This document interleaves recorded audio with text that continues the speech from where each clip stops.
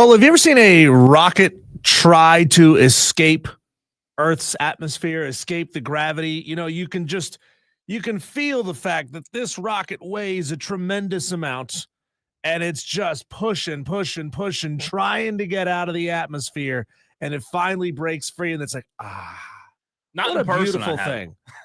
You ever watch video of it? I have a video. Okay. Yeah. So video now, I have. Yeah. Now we're belaboring the point. That's exactly what's going on with Clemson basketball right now in the state of South Carolina, because by God, everybody in this state sucks except for Clemson. Explain to me how that's happening, Cole, in a season where we thought Clemson's going to be really good, where we thought South Carolina was going to be really good, where we thought Furman was going to be really good. Clemson is the one that just keeps on winning, and by God, they did that on Saturday in an impressive way on the road at Tallahassee. Welcome into Wire to Wire. He's Cole Bryson. My name is Diesel. You Tolos are Toloing right now. We appreciate you jumping into the show early, all 25 of you who are already watching the stream. It's been less than a minute, and you're already watching the stream. We appreciate that. Facebook, Twitter, Instagram, and not Instagram, but Facebook, Twitter, and YouTube is where you can watch the live video stream, Cole. Clemson absolutely pulled down Florida State's pants and paddled that ass on Saturday. A 26-point road victory at Florida State.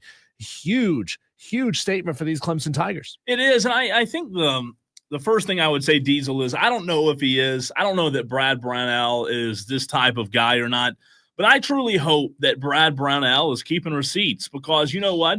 There were a lot of people, including myself, that over the past 8 years, talked a lot of junk about Brad Brownell and his coaching ability. And guess what he's made me do over the last 2 years? He's made me eat crow, man. And it doesn't taste great, but you know what? I'll take it, because he has defied every single bad thing we ever said about him, Diesel. Do you prefer your crow pan-fried, grilled, sauteed? I like grilled. Do you like barbecue. To chop it up and put it in a stew? Yeah, what kind of sauce do you like putting on your crow? Barbecue crow, I guess, on the Traeger. Look, what's that old saying is the best predictor of future performance is past performance. And for what it's worth, Cole, Clemson basketball had been up and down and up and down and up and down for years and years and years. So I wouldn't beat yourself up over that. But now, 2 years in a row, Cole, Clemson appears to be really good. Now, they're a different style of basketball team from what we're seeing from other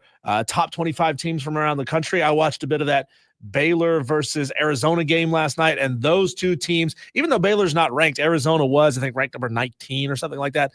They were just pushing the ball up and down and up and down. It got sloppy after a while. Like it's a fun brand of basketball to watch a team really push and fast break constantly. But at the same time, maybe it was just that game. Forgive me, I haven't watched a ton of Baylor and Arizona basketball this year, but they were throwing the ball away a lot. They were making mistakes. They were passing the ball out of bounds. They were getting balls tipped. And that's not Clemson's MO this year. They are a grind it out on defense kind of team, and they absolutely shut Florida State down in that game. Didn't even give up 20 points in the first half. This is major college basketball, people. This is Division I college basketball, ACC play. Yeah. And in years past, Florida State has been an elite program. Not this year, but in years past they have. It's truly pathetic to not score 20 points in a game, in the first half of a game. But that also says an awful lot about just how good Clemson's defense is. You know, the coaching job, Diesel, that I think Brad Brownell has done is where I start. Like, he has been incredible. He's always he's always been a good coach, but I think that the portal and what Brad Brownell has done with the transfer portal has elevated this program. Man, you look at the guys who are making a difference. You're talking about portal guys right now. Look, we all know Dylan Hunter's the catalyst. Dylan Hunter is the motor. He's the man. As you mentioned, 17 on Saturday. He was phenomenal. He's been great all year, and not only has he been great, he's been one of the best guards, Diesel, in college basketball. But he's not getting the recognition. He's not getting the love from a national standpoint. But I will say this team might be underrated because of the production at guard. We talked a week ago about Victor Locken and how consistent he could be with his high numbers and his high point totals. But who's been more consistent in college basketball than Dylan Hunter has? Yeah. Find me a guard. He's been so good. And I think that as long as Dylan Hunter stays healthy, and stays playing at this level of excellence, Diesel, watch out. This Clemson team might make a run in March. Well, again. Certainly a 26-point road victory in conference is the blueprint for what you want to try to do each and every night. Are you going to achieve that each and every night? No, you're not. But, Cole, we saw this team, and especially a team where Victor Locken had been playing out of his mind, 20-plus points multiple nights in a row in that 2-game stretch against Duke and North Carolina. He kind of took a little bit of a step back. And if you're going to say, 9 points and 8 rebounds is a step back when you've got teammates like Dylan Hunter putting up 17, where you've got Ian Shefflin scoring a double-double, Brad Brownell, and I'm sure Victor would gladly take it. You know what? We're getting wins. We're getting road wins in conference. We'll gladly take a little bit of a step back in his numbers, Cole. But what I was really impressed by in this game, and it's something we've harped on a couple of times over the course of the season when Clemson has either just narrowly won or they've lost ball games, was their bench production. And that was not a problem for Clemson. They had 23 points off the bench, and that includes Chauncey Wiggins' 11 points. Think about this, Cole. In his career, in games where Chauncey Wiggins scores in double figures, they're 12-1. Like if you can get double figures from a bench guy, and you can keep scoring even when you've got to take somebody out of the game, you're a dangerous basketball team. Without a doubt. And listen, I don't know if this is kind of breaking news, but not breaking news in a way like news flash. I don't know if we have news flash music back here. But Diesel, here's the biggest breaking news flash today for you. If you shoot 47% from the field, which for you mathematicians out there, almost 50%. It's good. When you shoot 40%, you're going to win every game. Every game in college basketball, unless something catastrophic happens, you're going to win every game. Clemson shot the lights out on Saturday. You mentioned 27-point lead. They obliterate. It was embarrassing. And I know Leonard Hamilton, like he announced a couple of weeks ago that he's walking away. He should be. I mean, after that, I would have left that day. I would have left and said, hey, I'm not the guy. That was embarrassing. And the clipboard over to the assistant. It was awful. 27-point lead, and Clemson shoots 47%. Oh, I mean, I don't care if you're playing the Golden State Warriors, man. If you shoot 47%, you're going to win a lot of college basketball games. Clemson is, Diesel, still the most disrespected team in the country. In the AP poll being, 23rd or whatever they are. It makes no sense. They beat Duke, who's a top 5 team.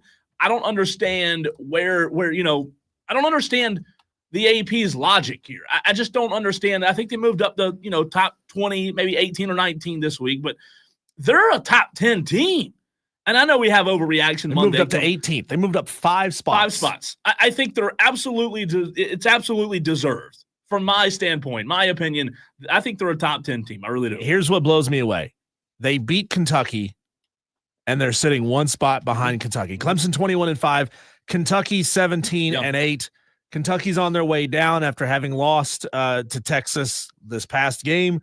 I mean, I don't understand how, if you're an AP voter, you don't flip that. At the very 100%. Least, you don't flip that because you've got head-to-head data. I get it. Kentucky's playing a tougher night in and night out conference slate. I get it, but it's 8 losses versus 5 losses. That 3-loss difference can't be explained by just what conference you're in. And Missouri's a good team. They're 15. I get that. Marquette, I think Clemson would beat Marquette. I think Clemson would beat Michigan State. I think they'd beat Purdue. Michigan, I watched them. Michigan's a good team. Wisconsin's a good team out of the Big Ten. St. John's might be the best team in the country out of the Big East. We don't know. They play a very interesting schedule. They dropped down a spot. St. John's did. But I think they could compete with Texas Tech, with Iowa State out of the Big 12. A&M looks like a really hot team right now. I believe they moved up 1 spot. But I just think overall, you're talking about a top 10 team. The eye test has to matter. And I know Brad Brownell, Diesel, doesn't care. He doesn't give a rip about where they're ranked. I don't know if he uses that much during the course of the season, but you just can't convince me right now that they're only the 18th best team in the country, man. That might be the toughest job of any coach, is convincing his team to play unselfish basketball. And that deserves a tremendous amount of credit. Like we've said before, Dylan Hunter, he's putting up big numbers. He's consistently scoring 15 to 20 to 25 points a night. But Cole, when he's not playing excellent basketball, you got Ian Shefflin, a dude who doesn't look like he should be a baller. but he is. He's a baller, it's the goofy hair and the little thing, you know. Yeah, the headband. It's the headband. It's the fact that, I mean, I don't look as good as Ian Shefflin, but the fact that he's like a little bit doughy, you know, it's people don't look at this team and say, wow, that team is full of ballers. Yeah. Because it's not like they have one or two guys a night who are doing it night in and night out, and sure, they get a little bit of help on the side. No, I mean, like, you've got four dudes who could basically pick this team up and put it on their back and score a lot of points. Dylan Hunter and Ian Shefflin are doing it more often than others, but Victor Locken and Chauncey Wiggins, those guys are also doing a fantastic job. I know you were bagging on Leonard Hamilton a little bit there. Brad Brownell in his post-game press conference did have a lot to say about Leonard Hamilton, and thanked him for his contributions to the profession of basketball. I mean, would you even want to hear that if you're having a down season the way Florida State is? It almost feel, I mean, like, it's the right thing to do for Brad to give him his flowers, but like at some point, like, you got to feel like, man, they just came out there and whooped our ass, made us look bad, made me look bad on my way out of the building. I don't even want to hear him say those kind of things. Let's go back, Diesel, to January the 11th. January the 11th was about a month and 6 days ago. We're talking about a month and 6 or 7 days of college basketball.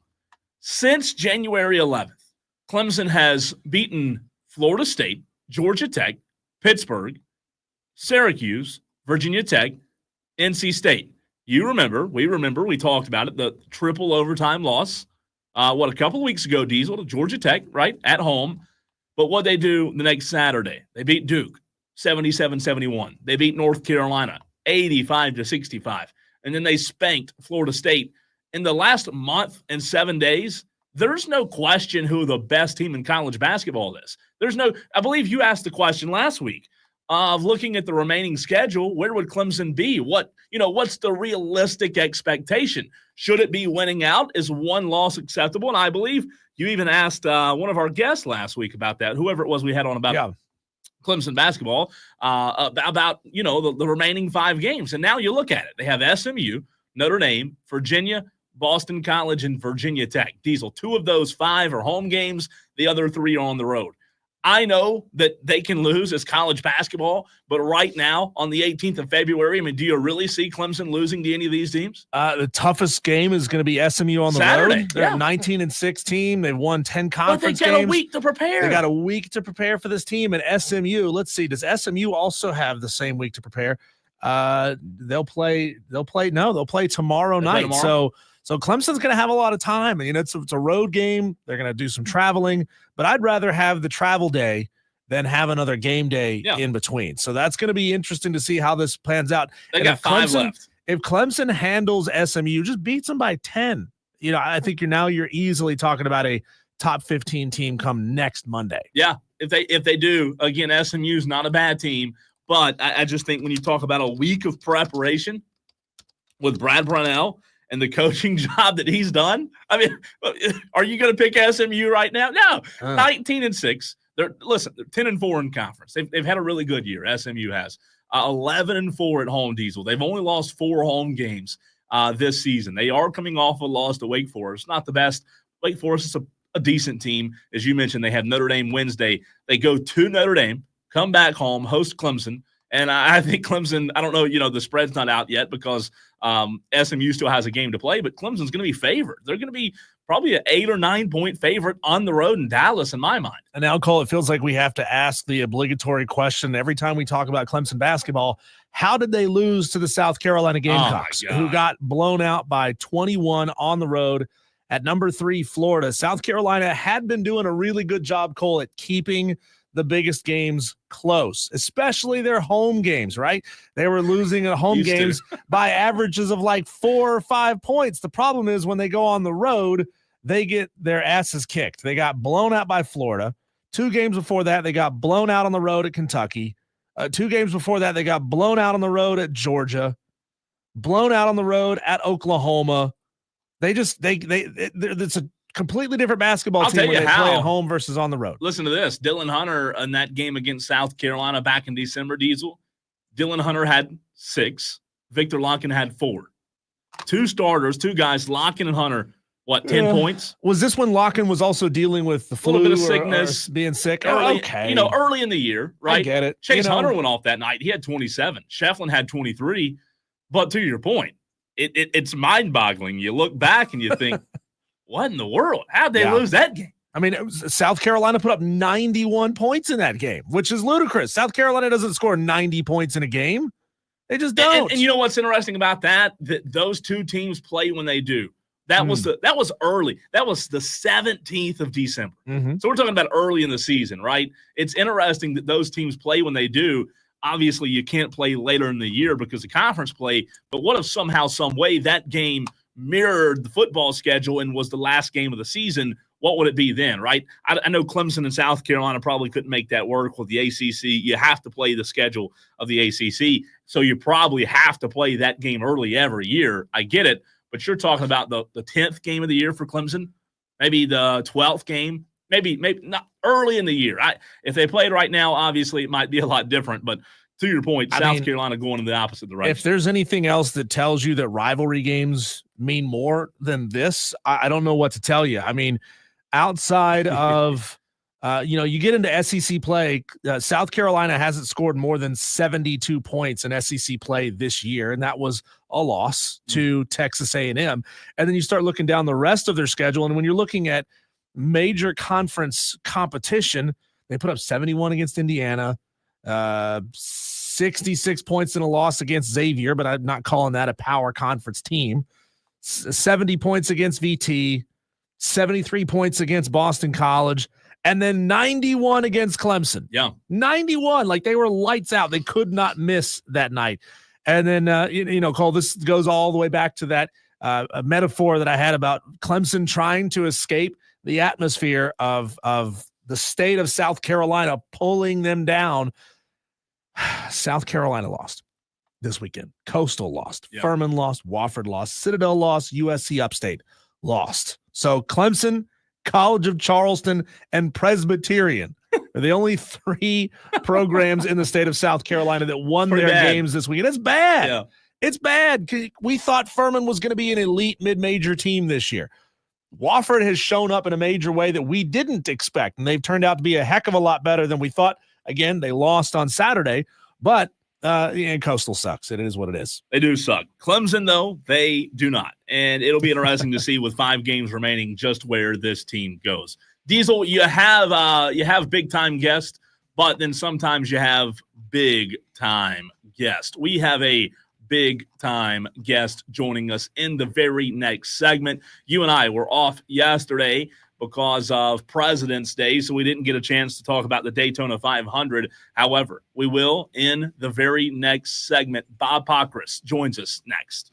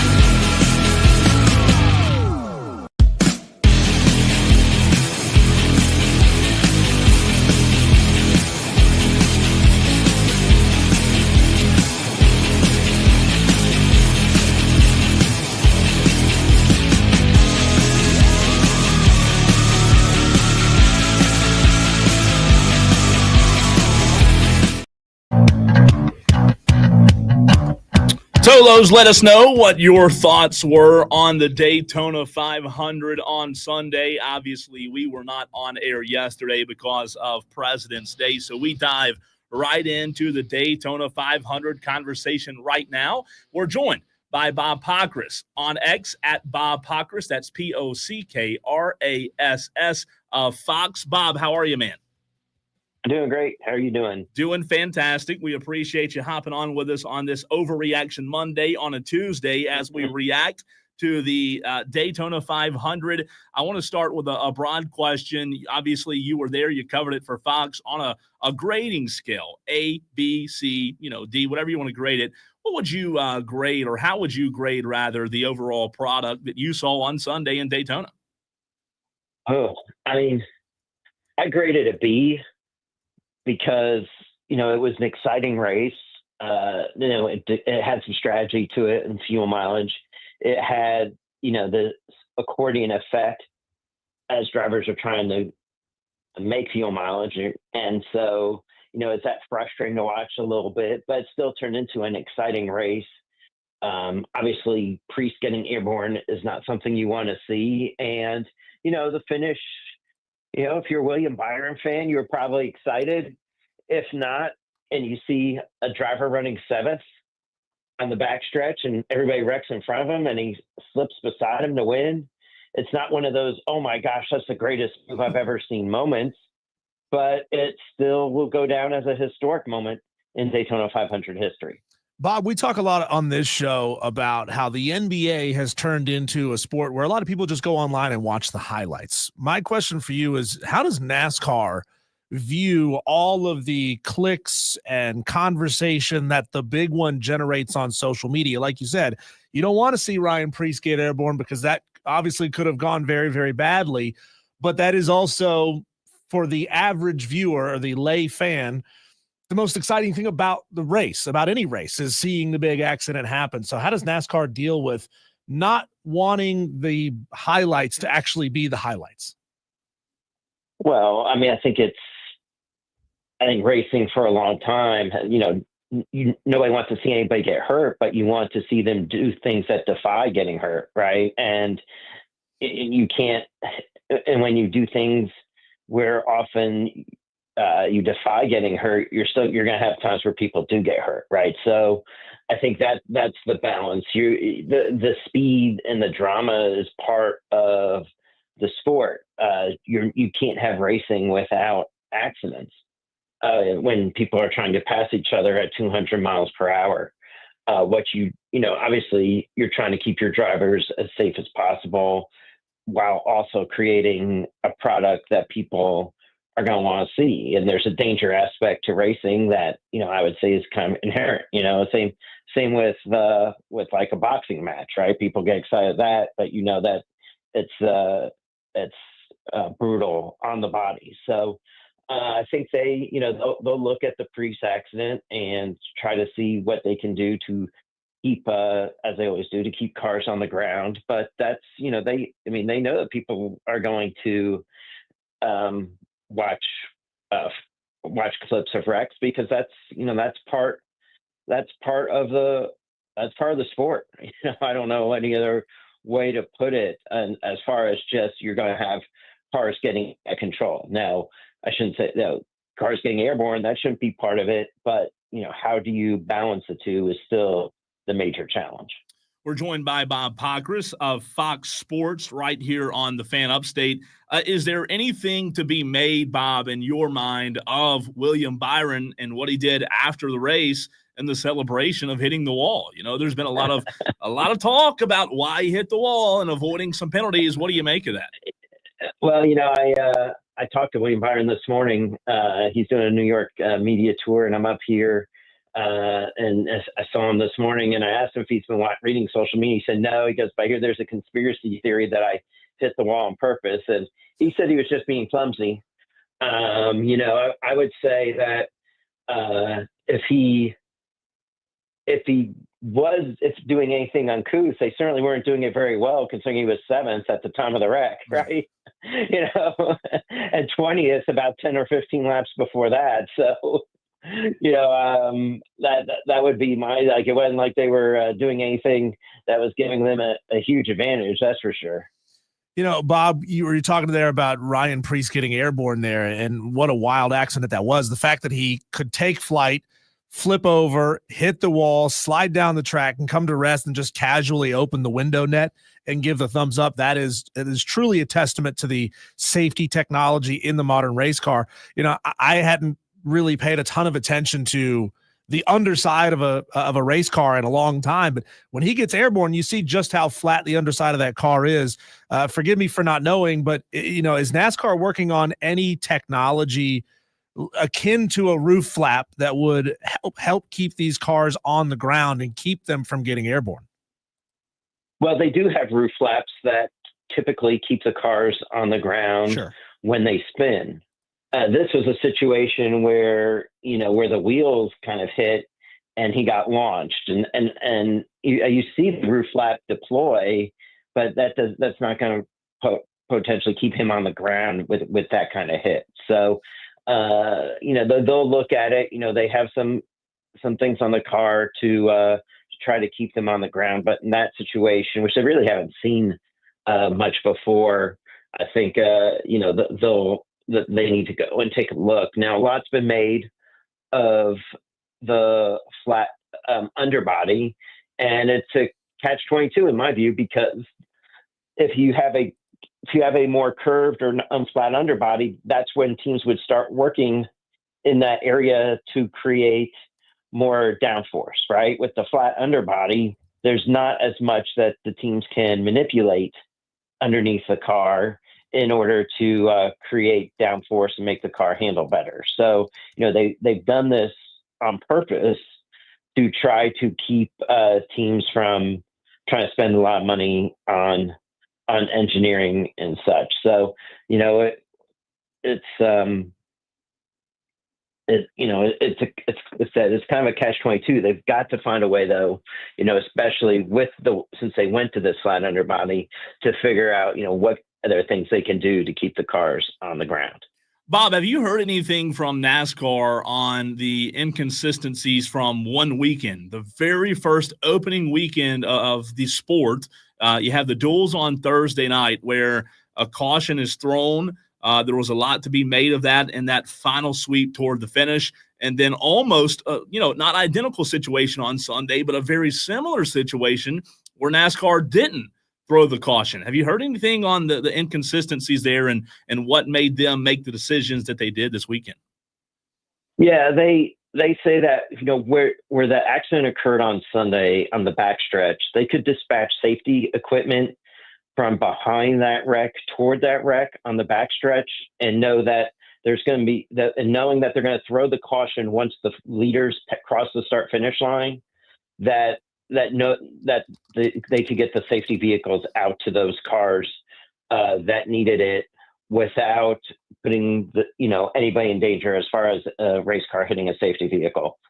The way the safety vehicles would go to the area on the front stretch where that accident happened, I think they felt like, they'd be potentially coming towards race traffic, and so they had to get things slowed down.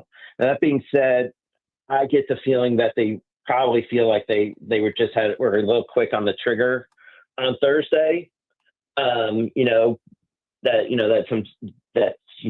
a call that you see it, and if you feel like the hit is hard enough and know where you have to dispatch safety vehicles from, it's somewhat of a reaction.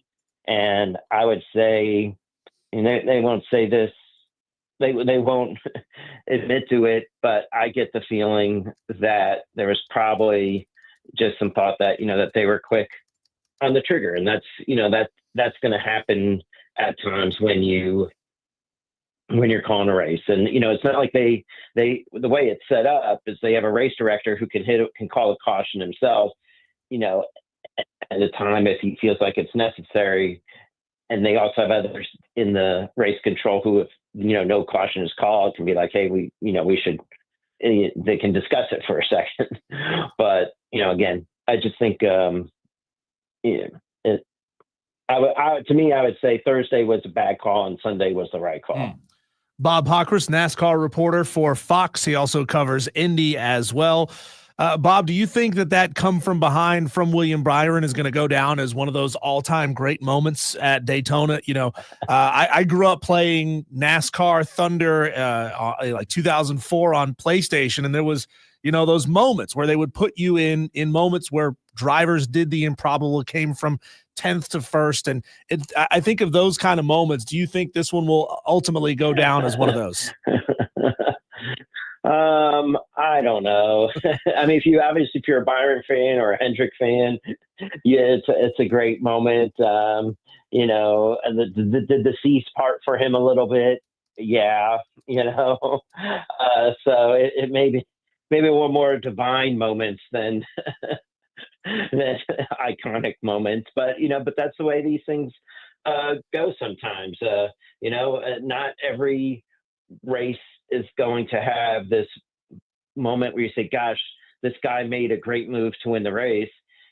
Sometimes I'm trying to think of a way to compare it. Maybe anybody who likes baseball, the leaders had the fifth inning of the Yankees there in that decisive World Series game, and William Byron came up as a victor.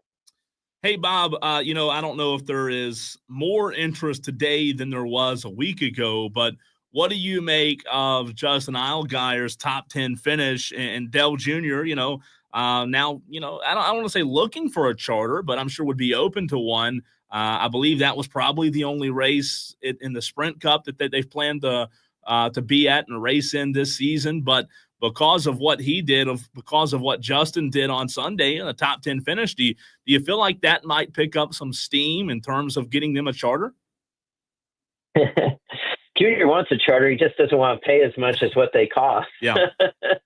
So does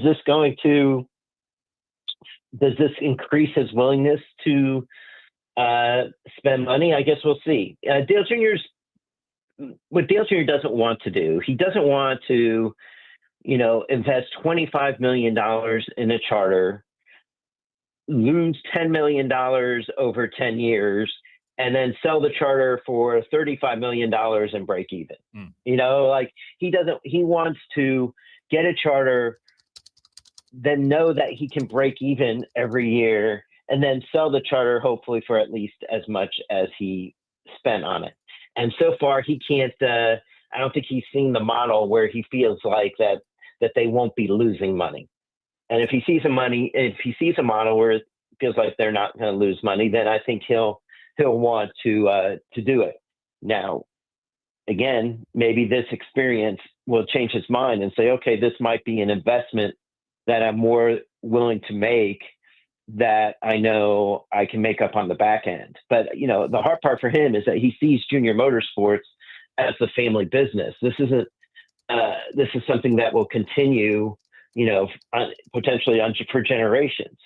So he's not really looking to buy a charter, knowing that it's an asset that he could sell at some point if he's going to lose money every year running a race team.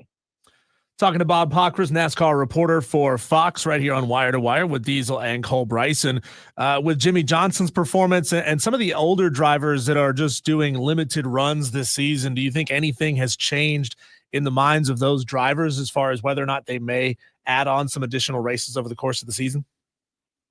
I don't think so. Jimmy has 2 races, now just the 600 left for this year. And look, Legacy Motor Club's been struggling. They did have a decent Daytona, but I think he feels like he's really got to focus on the business side and competition side and really on running this company.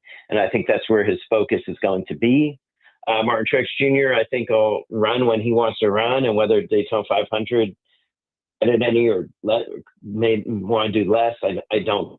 And then maybe the big question, Elio Castro-Neves, I think right now his focus will be on the Indy 500 in May and not any more NASCAR races.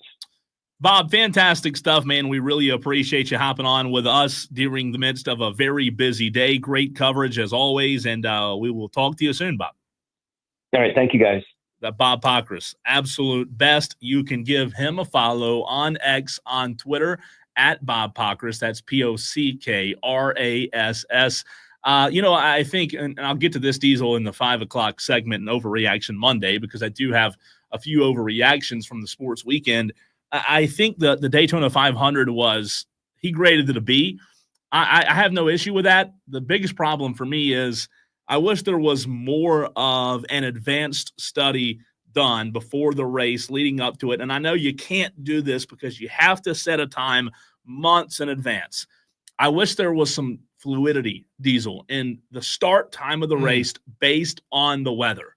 It kills the vibe. You have all this buildup, all the national anthem. It's so spectacular what happens before the race. The president's there, and there's so much buildup and excitement, and then 6 laps in, bottom falls out. Yeah. I know you can't control weather, but a 4-hour delay, man, it kills the vibe. You can't exactly, hang a tarp over the entire track and have them race through a tunnel for the entire race. You just can't. And that's the hard part about a sport that relies heavily on great weather. You just can't know. And it rains in Florida every day, though. All the time, right? So maybe the only thing they could do, and this is unfeasible, the way I'm just saying that in advance. I think maybe the only thing they could do, Cole, is install like heating elements in the asphalt that will warm the track and dry water off the track a little bit faster. The rain ends, and then they got to get out there with the trucks with the jet engine strapped to the back. And that takes, an hour. Time. Takes a lot of time to dry off the track. And, especially if the asphalt's already cooled down, it takes a lot of time for that to clear up. And I mean, nobody wants to see them go out there, race in rain tires and do 50 miles an hour less. Yeah. It's just not as entertaining. I thought it was a good race, though. The Packrasss accident that you brought up was weird. I've never seen a car just wheelie almost, it felt like 5 minutes. It feels like the kind of accident you'd see in Indy, with the open wheel, they can touch tires just straight away and then just launch somebody up. It's odd. You don't see that in NASCAR just because the wheels are contained the way that they are. I enjoyed it. Again, the 4+ hour rain delay killed the vibe, but once it started, I enjoyed the race. I picked Bubba to win it. That didn't happen. He was incredible yesterday, but for whatever reason, in the last 40 laps, he just put on the brakes. So I didn't get, I didn't gain anything from it, but it was a good race, I thought. Not the best, not the worst. Here's the truth, Cole. I probably would not have watched it if SNL 50 hadn't been so bad. Like I was tuning in to watch the 50th anniversary of Saturday Night Live. Yeah. And it sucked so bad, I had to turn it over to the Daytona 500. It's like, boom, there's 40 laps left. Yeah, now I'm going to tune in and watch it. Things got exciting from that point. But, hey, I've always called NASCAR a cut-the-grass sport.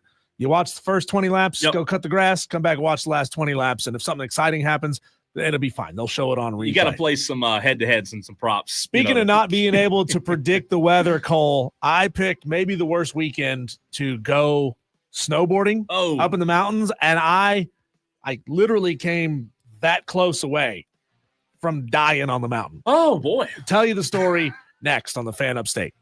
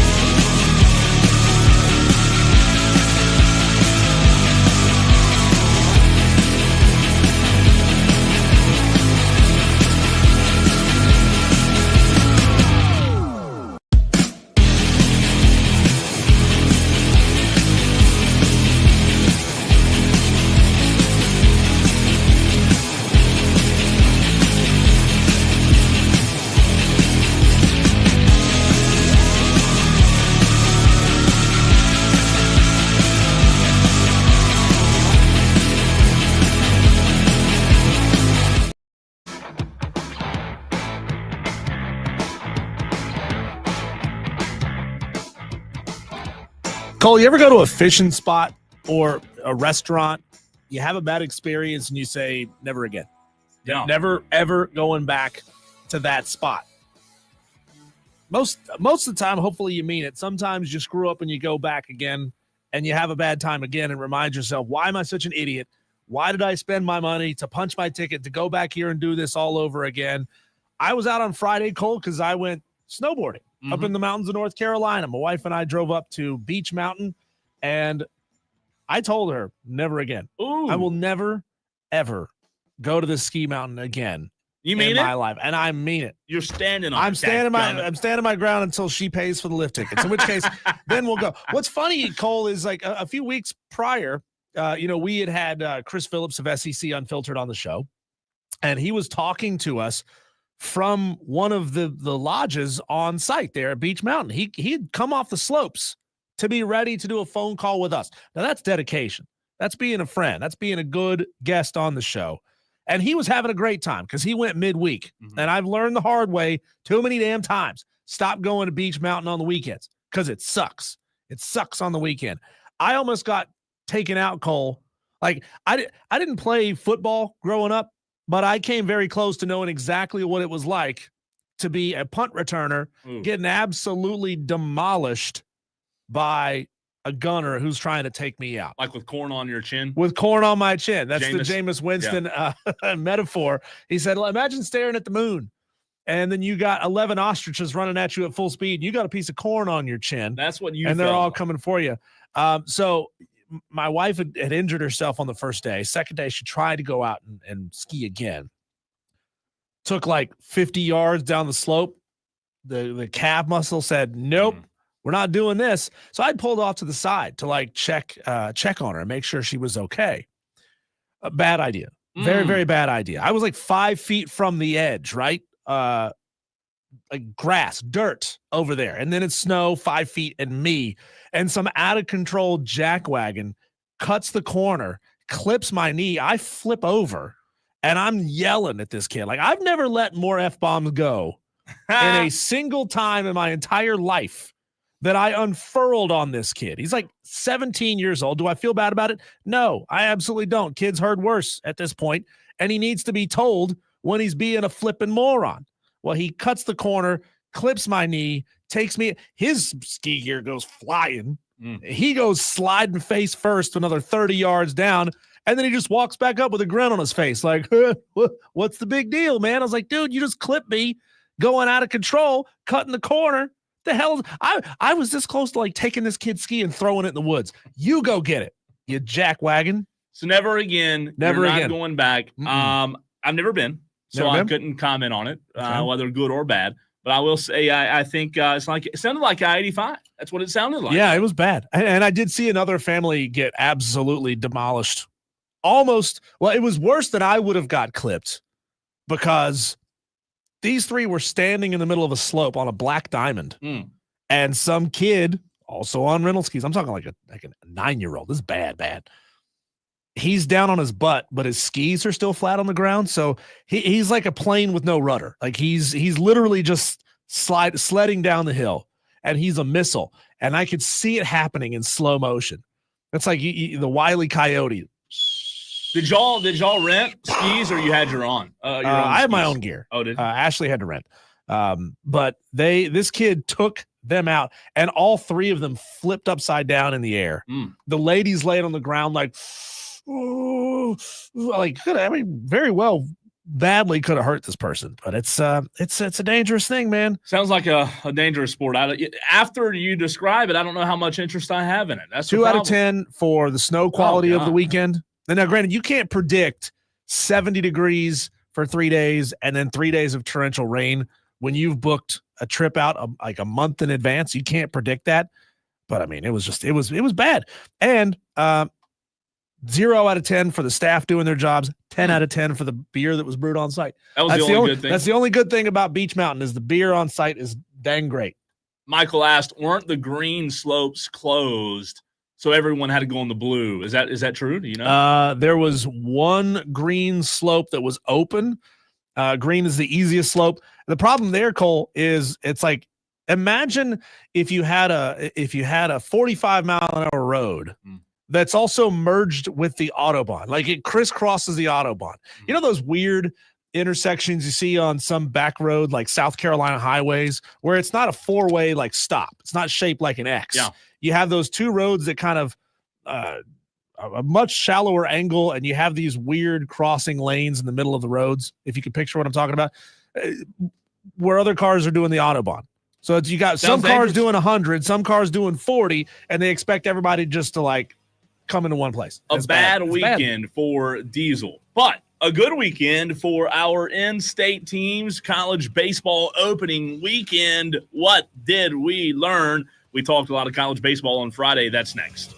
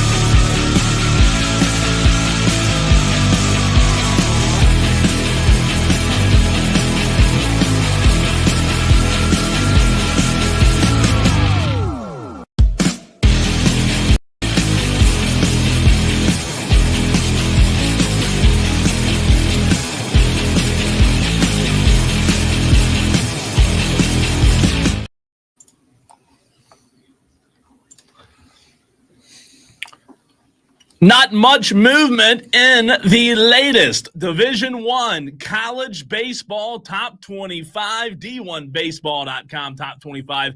Diesel, the Texas A&M Aggies are at the top in all of the land. They opened 3-0 this weekend. College baseball season is here. It's upon us. I love it. I hope you Tolos are excited as well. Clemson, South Carolina, in just a couple of weekends from now, getting this thing kicked off.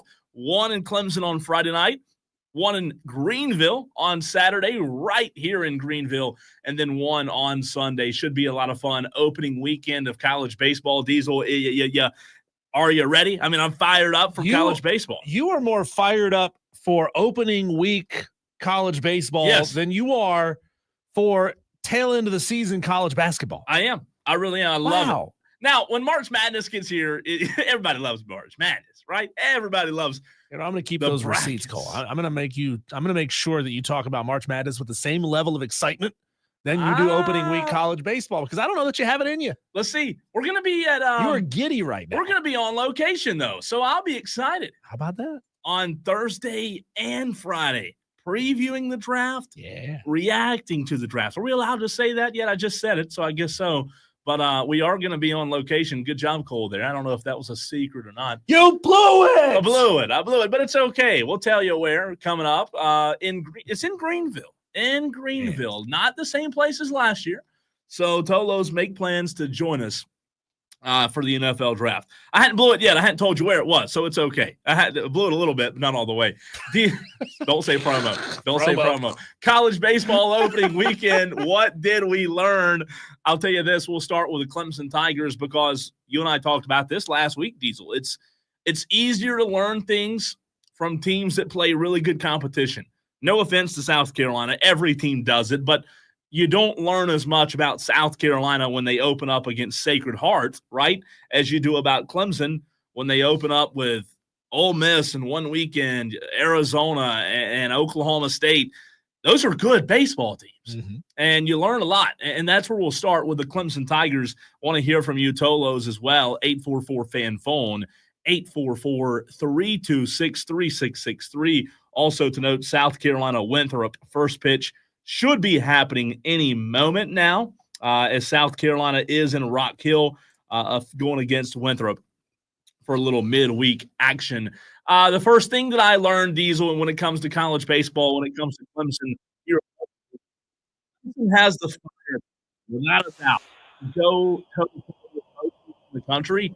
However, from 3 games, I know it's a small sample size. It's just 3 games, right? Where there's a ton of baseball left. But their Sunday pitching may be a little bit of a concern. They'll be dangerous on Fridays and Saturdays, but Justin Ludgernick only pitched 1.2 innings versus Ole Miss on Sunday. Jacob McGovern only pitched 1.1 inning, 8 total arms for the Tigers on Sunday. They had an injury before the season started. Justin gave up 7 runs in the first inning. 7 runs in the first inning. Aiden Canuck and Ethan Darden appear to have the top 2 spots in the rotation locked up for Friday, Saturday. Freshman Dane Moeller, though, Diesel, is the one that went out a few weeks ago with an injury. He was supposed to be the Sunday guy. There's no word yet on how long he'll be out. But my first thing that I learned is that Fridays and Saturdays, Clemson's going to be one of the best teams in the country. But on Sundays, they have a big hole when it comes to the pitching staff. Yeah, how do you explain the fact that Arizona held Ole Miss to just 1 run and Texas blanked them 10-0? And then Ole Miss comes back and puts up 15 runs on the Tigers to run rule them on Sunday. Look, there's a reason why you play this tough competition early. You get these guys some experience against big-time competition, big-time moments.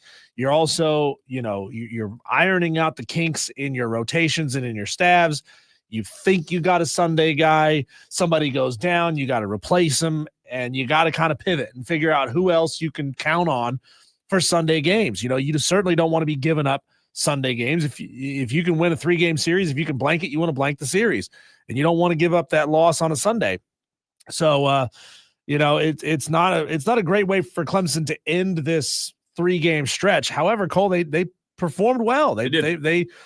put up 6 runs and win on Oklahoma State, 16 runs. I mean, they put up a ton of runs on Saturday against Arizona. And then Sunday, they just ran into a completely different beast in Ole Miss. And I apologize. I believe it's pronounced Lujernik, Justin Lujernik, who only pitched 1.2 innings against Ole Miss. Again, you had 8 total arms go out there. Eric Backett said after the game that they wanted to go with a younger approach on Sunday, and it just didn't pan out. But, again, I think to your point, they look really good. They have the firepower. So that's the very first thing that I learned. They've got the bats. They've got the firepower to be really good in 2025, but that Sunday arm is going to be interesting, and I have not heard. I've checked in with a couple of people, but I have not heard how long Dane Moeller will be out, again, who was supposed to be their Sunday guy. The second thing, also Clemson-related, Diesel, there was a little bit of a shakeup in the lineup from Friday to Saturday. Colin Priest was added to the lineup, and the second thing that I learned from watching college baseball this weekend is that Colin Priest being in the lineup for Clemson is a huge difference maker. He wasn't in the lineup against Oklahoma State. He was against Arizona. He was 3 of 5 in his opening debut. The lineup on Saturday for Clemson was deadly, and you've got to imagine that what Eric Backett saw on Saturday from his hotel room, by the way, was that Colin Priest being in the lineup is a major, major plus. I think that will probably be close to what the lineup looks like going forward. But shout out to Colin Priest. He was terrific this weekend. Well, I mean, is it not concerning that the game Eric Backett comes back, they get run ruled? He's 0-1. I'm being facetious here. They played great in the 2 games where he wasn't allowed to be on site. All of a sudden, Eric Backett comes down. And they lose. He clearly hangs a rain cloud over this team, and whenever Coach Backett is around, they just simply can't get it done. Who thought that would have been right the talking point, right? But it is an interesting strategy, Cole, to put your weaker on Sunday, because if you can go ahead and get the series win on Friday, Saturday, and then you can pick up a win while giving a younger guy some reps and some opportunities to go out there and start, you may develop a pitcher faster that way than you do kind of sandwiching him in the middle and hoping that you can come back and get that win on Sunday to get the series win. South Carolina, by the way, South Carolina versus Winthrop in Rock Hill, just moments away, Diesel, from being underway. Winthrop, listen to this. Black jerseys, purple numbers, a yellow W on the hat that looks like Washington Commanders. Uh-huh. So you've got a black hat with a yellow W. Isn't Winthrop jersey gold and red? I thought so. I don't know. Where's the purple? Is Winthrop purple now? What am I missing here? They've got purple letters. Are the Crusaders now? Nah, I don't know. But literally, the jersey is black and Where are you seeing this? I'm watching the game on ESPN Plus. Unless the sun is making the TV look absolutely out of whack. Yeah, because they're like burgundy and gold. I know. Maybe the ESPN Plus broadcast, maybe it's a lesser broadcast, right? I mean, maybe they have lesser. No, I mean, look, I'm looking at what you're talking about right here. I'm seeing, and this is a photo. I'm not watching the game live, but I am looking at a photo of a Winthrop pitcher, and you're right. It's a black jersey. Looks like a purple number on the back of the jersey, and then the hat is black with a gold W. That is weird. Doesn't make any sense. So I did hear. So you got 2 teams now who don't know what color they are. What are they doing? Yeah, and the logo, you're right. It's white with red trim and then gold, yellow trim. It is weird. Those are weird-looking jerseys. Because now I'm looking at 2 photos side by side from one of their previous posts, and the pitcher's rocking the gold jersey with eagles across the chest with the burgundy hat with the W on it. Makes sense. And then the next photo, the purple jerseys, the black jersey with the purple letters. And it could, again, it's an ESPN Plus broadcast. The quality could be a little down. I mean, it's already like glitched 19 times, and it just started. But a buddy of mine did text me and let me know that South Carolina this is from John Whittle of the Big Spur, by the way, Diesel. South Carolina was a little late getting up to Rock Hill today. The bus they were going to take was in an accident on the way to the field to pick up the team. No one was hurt. No one was in the bus. But another bus had to be called in, so South Carolina a little late getting to Rock Hill today. So you're saying they had to call in a reliever? They had to call. Nicely done. Before we move away from Clemson, though. We should do baseball play-by-play. We should. I mean, now that you said that, I mean, they're probably getting calls and emails. Two guys that can inbox. just like take their time, go slow, and BS for a 4-hour game. We could do that. Check your email. I bet we're getting requests already. We'll keep you updated on that. But before we move off of Clemson, they were fantastic. That Arizona game, man, they were just terrific. If you look at what they did, Dominic Listy was 3 of 5. Luke Gaffney, the transfer, yet to really get going. But Cam Cannarella, man, I said it on Friday, this team goes as Cam Cannarella goes. He was 4 of 6. Josh Piano was 2 of 5. Colin Priest, again, 3 of 5. Jacob Jarrell, 2 of 4. They were hitting the ball well. Tristan Becerra out of right field was 2 of 4. And they're a deadly team. When this lineup gets going, they're a really deadly team. So that's my takeaways from Clemson. A lot of firepower. The Sunday arm, what they do there is going to be really interesting to see how long Dane Moeller's out for. But I think Clemson opening weekend, a success, taking 2 of 3 in Arlington. South Carolina, though, Diesel, who's underway right now, I said it about 11 minutes ago, it's kind of hard to gauge a team that's playing Sacred Heart.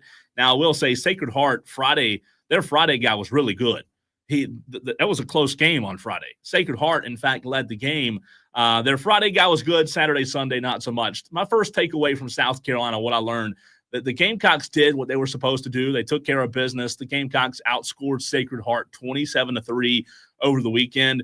And Dylan Eskew, man, he looks like the real deal and the best option for the Gamecocks. He pitched 5 innings, only gave up 3 hits on Friday. Diesel, 1 run, 0 base on balls, 9 strikeouts. So when you talk about the pitching staff, it's led by the Friday guy and Dylan Eskew, and I think the Gamecocks have a really good one. Now, it's going to be tough in SEC play because, you know, the talent that you're going to get, that you're going against day in and day out is going to be a lot tougher than Sacred Heart. But Dylan Eskew may be poised to have a really big year for the Gamecocks.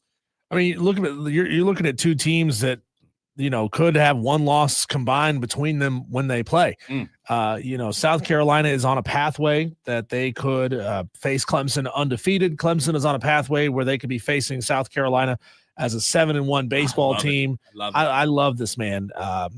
Can we get ourselves into the stadium? Can we sign up to be Bat Boys for that? Yeah. You know, could you make it from the dugout to home plate and back without pulling a muscle? Quickly, of course, you got to do it quickly. If you let me stretch, I think I could. But it should be fun. Again, that weekend series, you always really learn a lot more about both teams, Clemson, South Carolina. Yeah. It's going to be fun. And we won't know a lot about these teams until they're a solid 25 games. In the conference play. And you know, ACC is good. The SEC is really good. But you'll learn about them when, you know, the first couple of weekends of conference play. I think Clemson's on a path to be really good. It just depends on if they stay healthy. The ACC does need a big year this year in baseball. And I know North Carolina is always really good. Wake Forest is usually pretty good. Clemson is always very good as well. The ACC needs some of their programs to step up in a big way nationally because, Cole, otherwise they're behind in football, baseball, and basketball. Yeah. All 3 of the major sports they be behind in. Not good. And the SEC is, I mean, they're you could say they're already behind the SEC in baseball. And that's not a stretch to say that. So they need some big time help. North Carolina, Duke, Wake Forest, Clemson, they all have to be great out of conference. The last thing that I took away from South Carolina this weekend, just watching Clemson and South Carolina, and again, there's a lot of really good teams across the country, but just keeping it local, I really hope, Diesel, that the Gamecocks don't have the same problem they had 1 year ago. And again, I'm not saying they will, but if I have to pick an area that concerns me, last year at times for the majority of the season, they were a one-hit wonder with Cole Messina, and Cole Messina carried that team. He was Mr. Reliable in 2024. Ethan Petrie seems to be that guy in 2025. He's at the plate right now for the Gamecocks. They're really young. 5 new faces in the infield this season. And those 5 new faces, man, it'll take time for them to get confidence at the plate. Tamaj LaCroix needs to be a big part of the offense for the Gamecocks. And by the way, Ethan Petrie just struck out. But I do believe that if I have to put my finger on an area that maybe concerns me is the play around Ethan Petrie. I think Ethan Petrie is going to get going, and I think he'll have a good year. But last year at times, man, they just didn't have the guys step up. And with 5 new faces in the infield for South Carolina, they're going to have to have guys learn quick because, as you mentioned, the SEC is tough. It's very tough. And if Ethan Petrie has to carry this team, I don't think you're going to get enough consistency to see this team make a run when it's all said and done. I hope that they can get more out of guys like Tamaj LaCroix, but we'll see, Diesel, as Kennedy Jones and in the outfield expected to be a big part of the offense as well. And South Carolina is going to need these young faces, 5 of them, 2 of them from Clemson, to step up and do it quickly. Yeah, it's going to be an exciting baseball season. I'm looking forward to watching both of these teams as they develop throughout the year, Cole.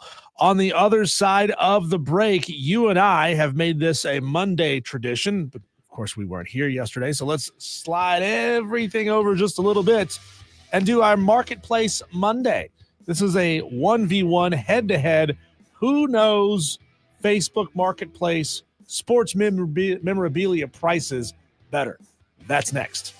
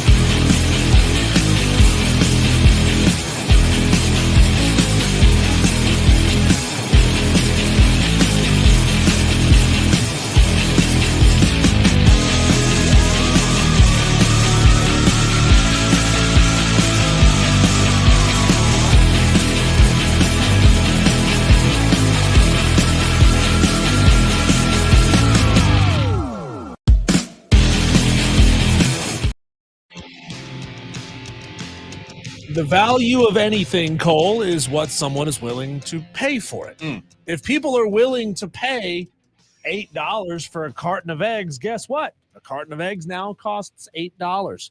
If you refused to buy eggs at $8 a carton, the manufacturers would have no choice but to reduce the price of eggs. You're proving to them that you will buy it at $8 a carton. But hey, that's neither here nor there, Cole. We do this every single Monday. It's not Monday, it's Tuesday now, but dang it, it's fun. So we wanted to do it anyway. We do a little thing called Marketplace Monday. It's where you and I go on Facebook Marketplace and look for sports memorabilia or adjacent items for sale. I look down here in Greenville County. You look up in Spartanburg County just to make sure that we can maybe get a little different subsection of items that are available for purchase, Cole. But I do wonder if the items that I found that you have found will actually sell for what the person wants for it. And so you and I try to guess. Like, what would you pay for something like this that's available? It's Wire to Wire with Diesel and Cole Bryson.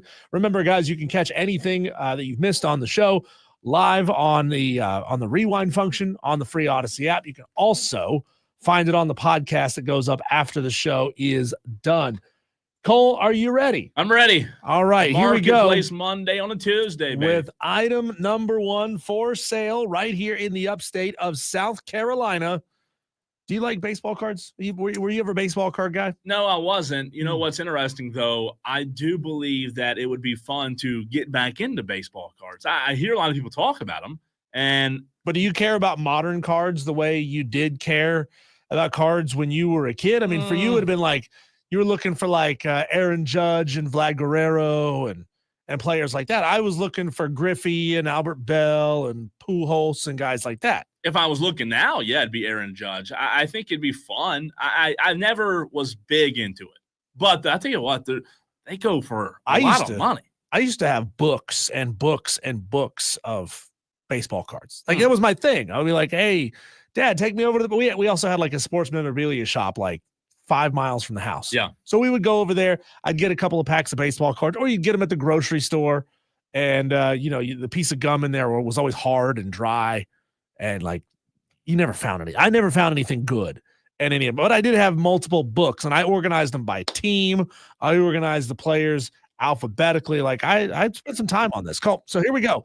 A 1989 Upper Deck Ken Griffey Jr. Star rookie card. Ooh, this is rookie graded, card. Yeah, Ken Griffey Jr. rookie card, graded as a PSA 8, which means it's an upper end card, not pristine, not perfect. I looked around at some other cards that have been graded, and they were looking at very small imperfections, like the coloring being just a little bit off, the image printed on the card just a little bit off center, but it's still a very good card. What would you guess that a 1989 Upper Deck Ken Griffey Jr. Star rookie card be worth? With it being a rookie card, I don't know a ton about cards, but I do know with it being a rookie card, it's the most valuable. Yeah, it's Griffey. It's the most valuable card. I am going to say just one card. We do have a couple guesses on the stream, too. Okay. Yeah, guess away, Tolos. I would say it's going to be more than 100. I'm trying to narrow it down in my mind of where this thing will be. Diesel, I'm going to go more than 100, but less than 500. Okay. I'm going to go less than 400, but more than 200. I'm going to guess 225. How far off? Is it bad? You're high. I'm high. You're high, believe it or not. Dan B says that was $100 back in 1989. How do you recall the price of a card in 1989? He had a set. Kane P1 Armada Elitist guessed $100. No, it's higher than 100. It's not. It's not higher than $100. Are you kidding me? A rookie card? I thought. See, I guess this is where I just don't know. I figured that a rookie card of Ken Griffey Jr. would be. I would have guessed like $400 too. To be fair. Wow. To be fair, I would have guessed a lot higher. 75? $85. Ah, 85 man. For a grade 8. Now this is again. Dan says a P8 should be worth $150. These are just guesses. You're not far off, Dan. Now, this is also on Facebook Marketplace. Yeah, so it's not like it's what somebody's trying to get for it locally, which means, Dan, if you're a hardcore card collector, you need to look this one up because it's available for a deal for $15 less than So here's my question on thought. that one: how dedicated of a baseball MLB guru do you have to be to go spend? What'd you say? 85? 85. $85. I look, I like baseball, but I don't like it that much. I had $85 for a card. Again, that's probably the reason I never got into cards, right? Like, what am I going to do? Go out and spend $85 on a card that's going to sit in my apartment or whatever. And I know you say, well, Cole, you spend money on other stuff. It's not a baseball card. It's an investment, Cole. Is it? It's an investment. Go It's a Griffey rookie card. Yeah, you got to think 20 more years from now.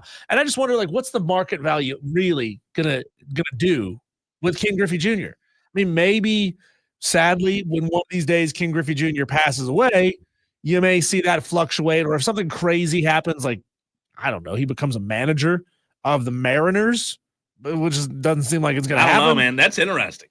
That is interesting.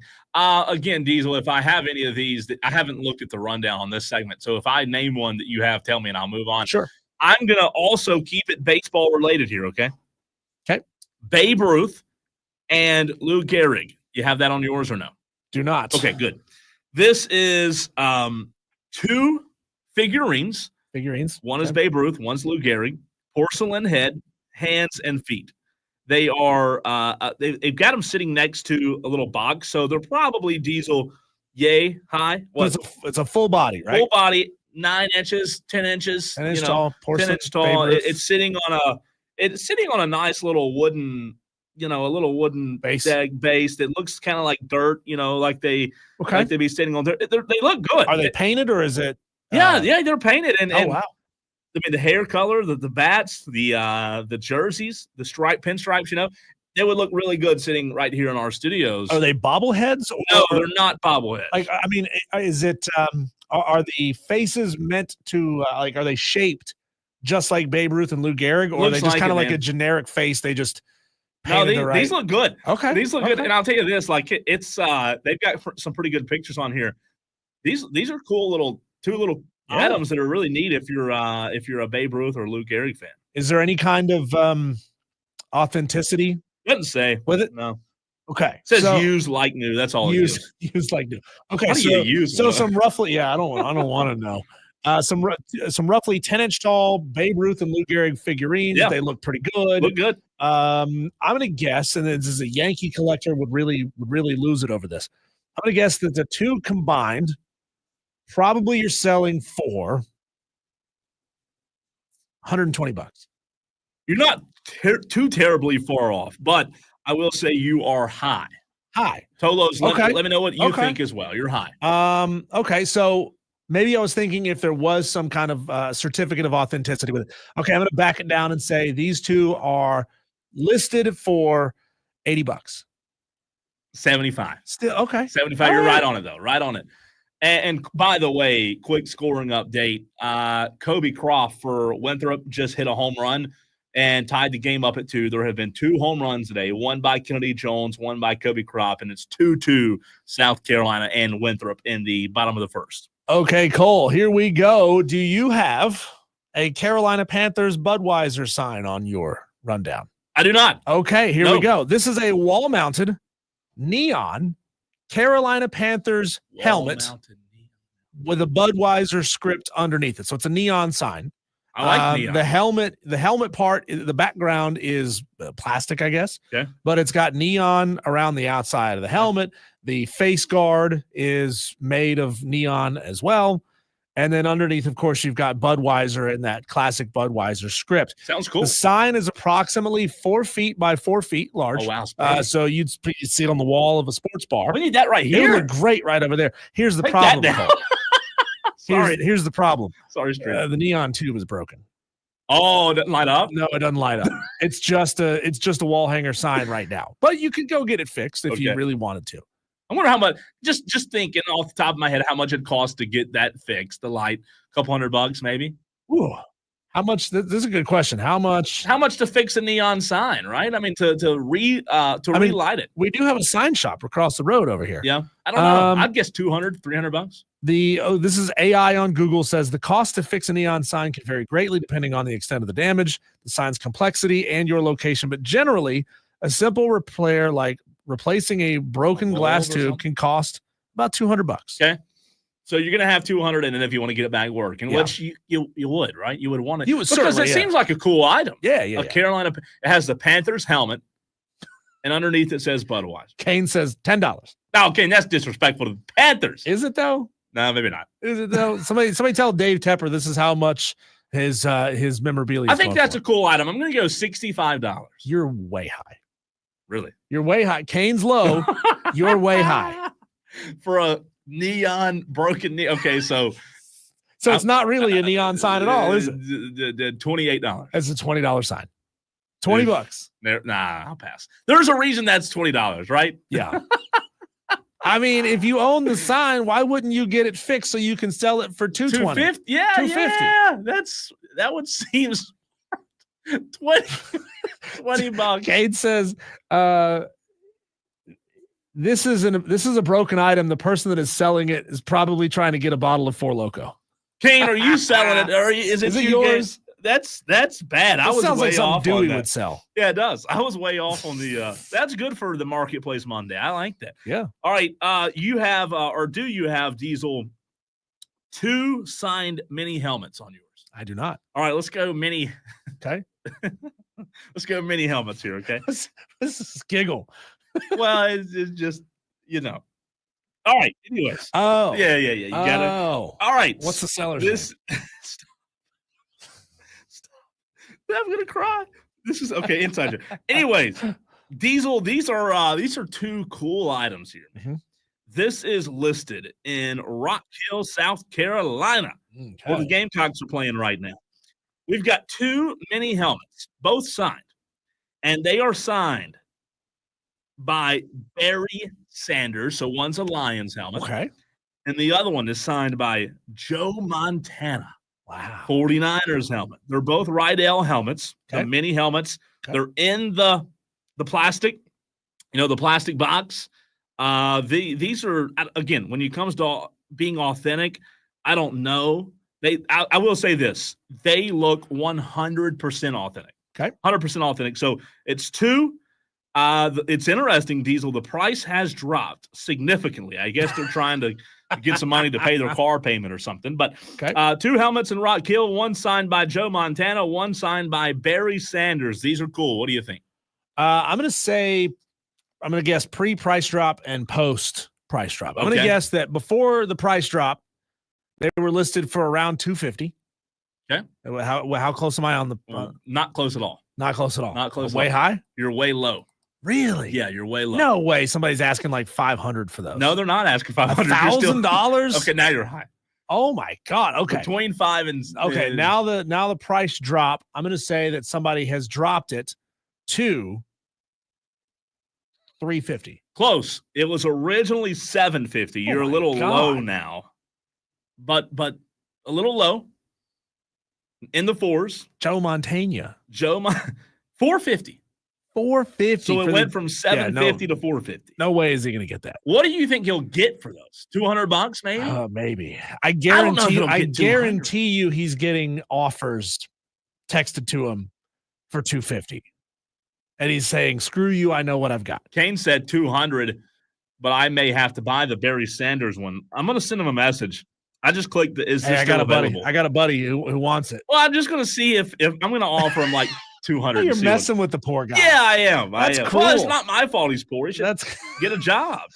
I'm going to message him and see. I don't know how many listeners we have in Rock Hill anyway, so I'm going to message him and see what $450 though for the Joe Montana and Barry Sanders mini helmet. Cole. This might be one of the coolest items I've seen recently on Facebook Marketplace. Okay. This is a 3-dimensional topographic map of Clemson University, Oh, of campus. It's in a frame. There's a stand. It's small though. It's approximately 10 inches by 8 inches, so roughly the size of a piece of paper. yeah. It's a 3D topographic map of campus. The map features Death Valley. It features Little John Coliseum. It features the lake, and it shows all of the campus buildings to the east of the football stadium. Seems nice. Yeah, it is. It's actually a really cool looking item. What would you say this is listed for Oh man. on Facebook Marketplace? It's an 8 by 10. 8 by 10. It is framed. It is. So that adds what? $10? I mean, not really. What is a frame at? 10, 15. Go to Hobby Lobby and act like they've tripled Can y'all the value. put this in a frame for me? I'm going to sell it on Facebook Marketplace. Wesley Roberts says priceless. You know what? I'm going to go $45. You're high. 28. Very close. $25. Which is crazy to me. If this was a large item, I'd say, wow, this is actually really interesting. Does it look printed, though? It looks like it may be 3D printed. It's tough to say. Yeah. So here's where it loses value to me, Cole. None of the buildings are painted. It's just like white or like kind of cream colored material. Whatever it's made of is cream color. And then you've got this really beautiful like Clemson tiger paw and logo underneath. It looks nice.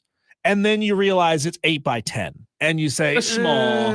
Yeah. If it was like this big, it'd be different, right? If it were a big Kane portrait. says it's an Upstate souvenir. Kane, have you seen these before? You know what? It for real may be or something like that. You know, interesting. You give what are the you give your $10,000 a year and you get this crummy 8 by 10. I would hope it's not that much, but gosh, isn't that what Upstate stands for now? I pay $10,000 a year.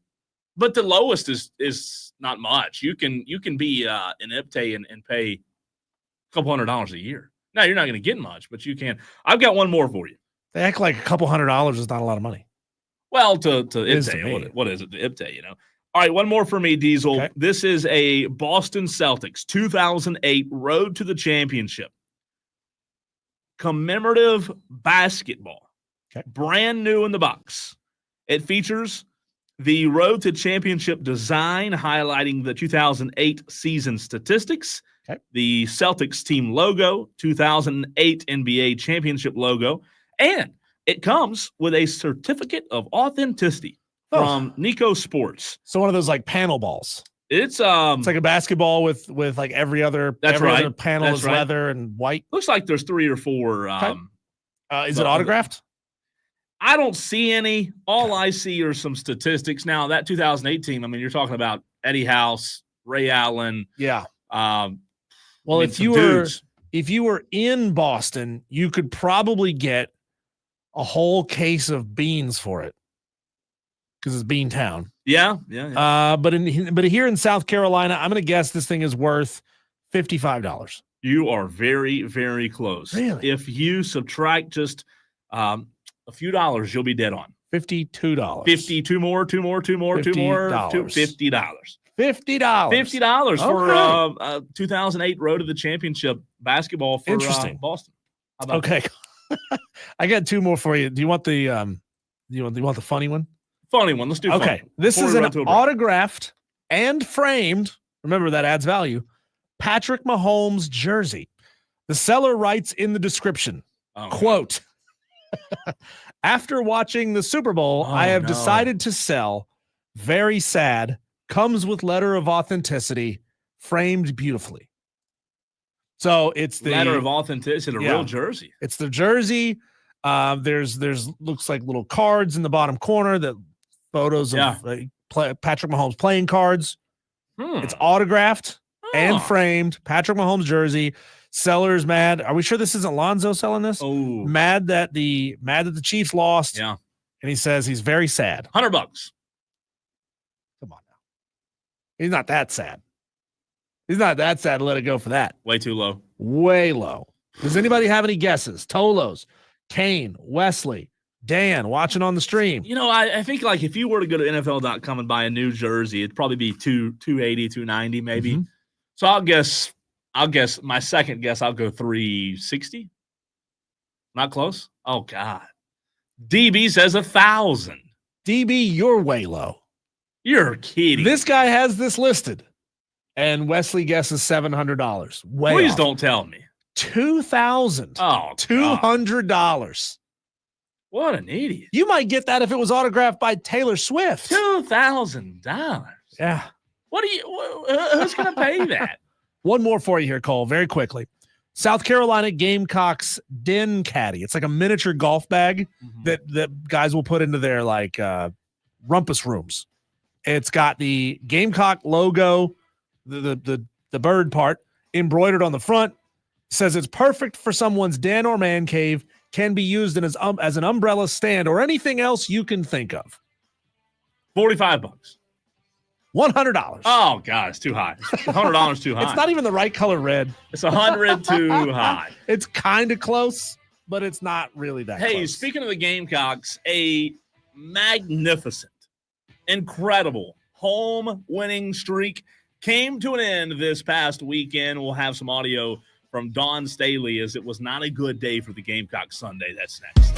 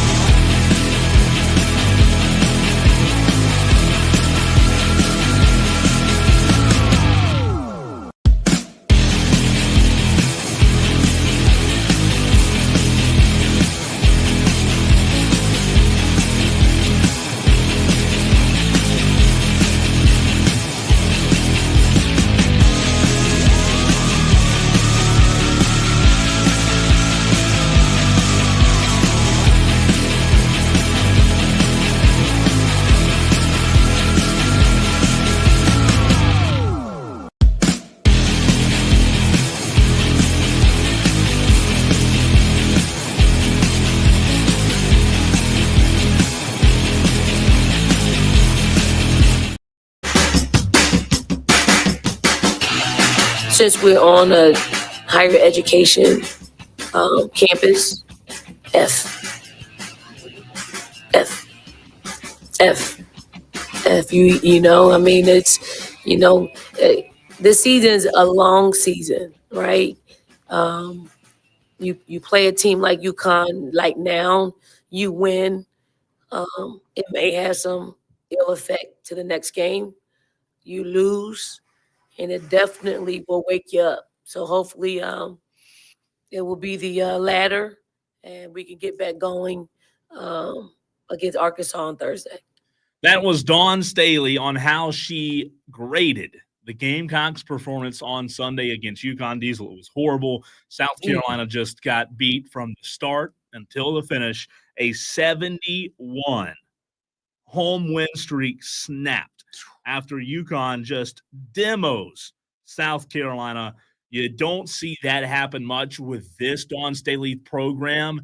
And a 29-point loss to UConn to have that home win streak snap. That's got to stink and sting, you know. And it was snapped in a completely non-competitive game. I mean, if you have a battle for the ages and you lose by 2 against UConn at home, that's respectable. Right? You understand that these are 2 great teams going head-to-head, and it is what it is. Somebody had to win the ball game. What a pathetic performance. Here's Dawn on how you move forward. It was bad, to your point, and a reporter asked Dawn, what do you do? What do you go from here? One, you have to look at who we are, who we've been. 25 games in. Who are we? You covered us. Who are we? You get back to that. You get back to showing them who we are. You get back to practicing who we are. You get back to just the habits that what made us really a really good basketball team.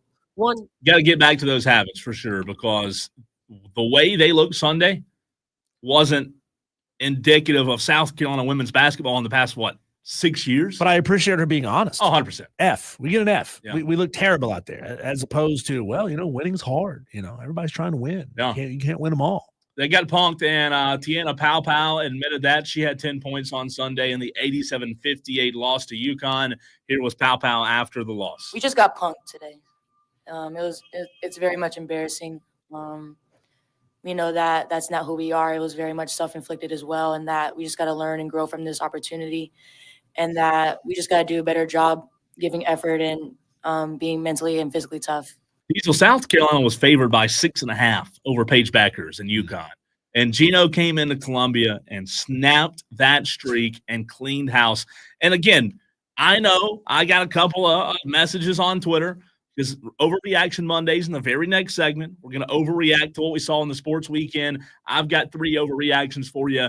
Go ahead and start thinking about your overreactions. But Diesel, there are already from Gamecock fans overreactions on Dawn Staley. I mean, clean house, good God. Wow. The things you see on Twitter after South Carolina loses. I got messages from Gamecock. It was unbelievable. You've been one of the most impressive programs over the past 10 years in all of college basketball. And you got beat by the standard bearer of college basketball, and Gino Auriemma and UConn. Getting beat by 30 is embarrassing. Getting beat by UConn is not. It's not. And it is what it is. You said it there, Overreaction Monday on a Tuesday.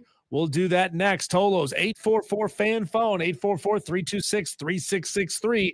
Call in or text. We really want you to call in and overreact about your sports weekend.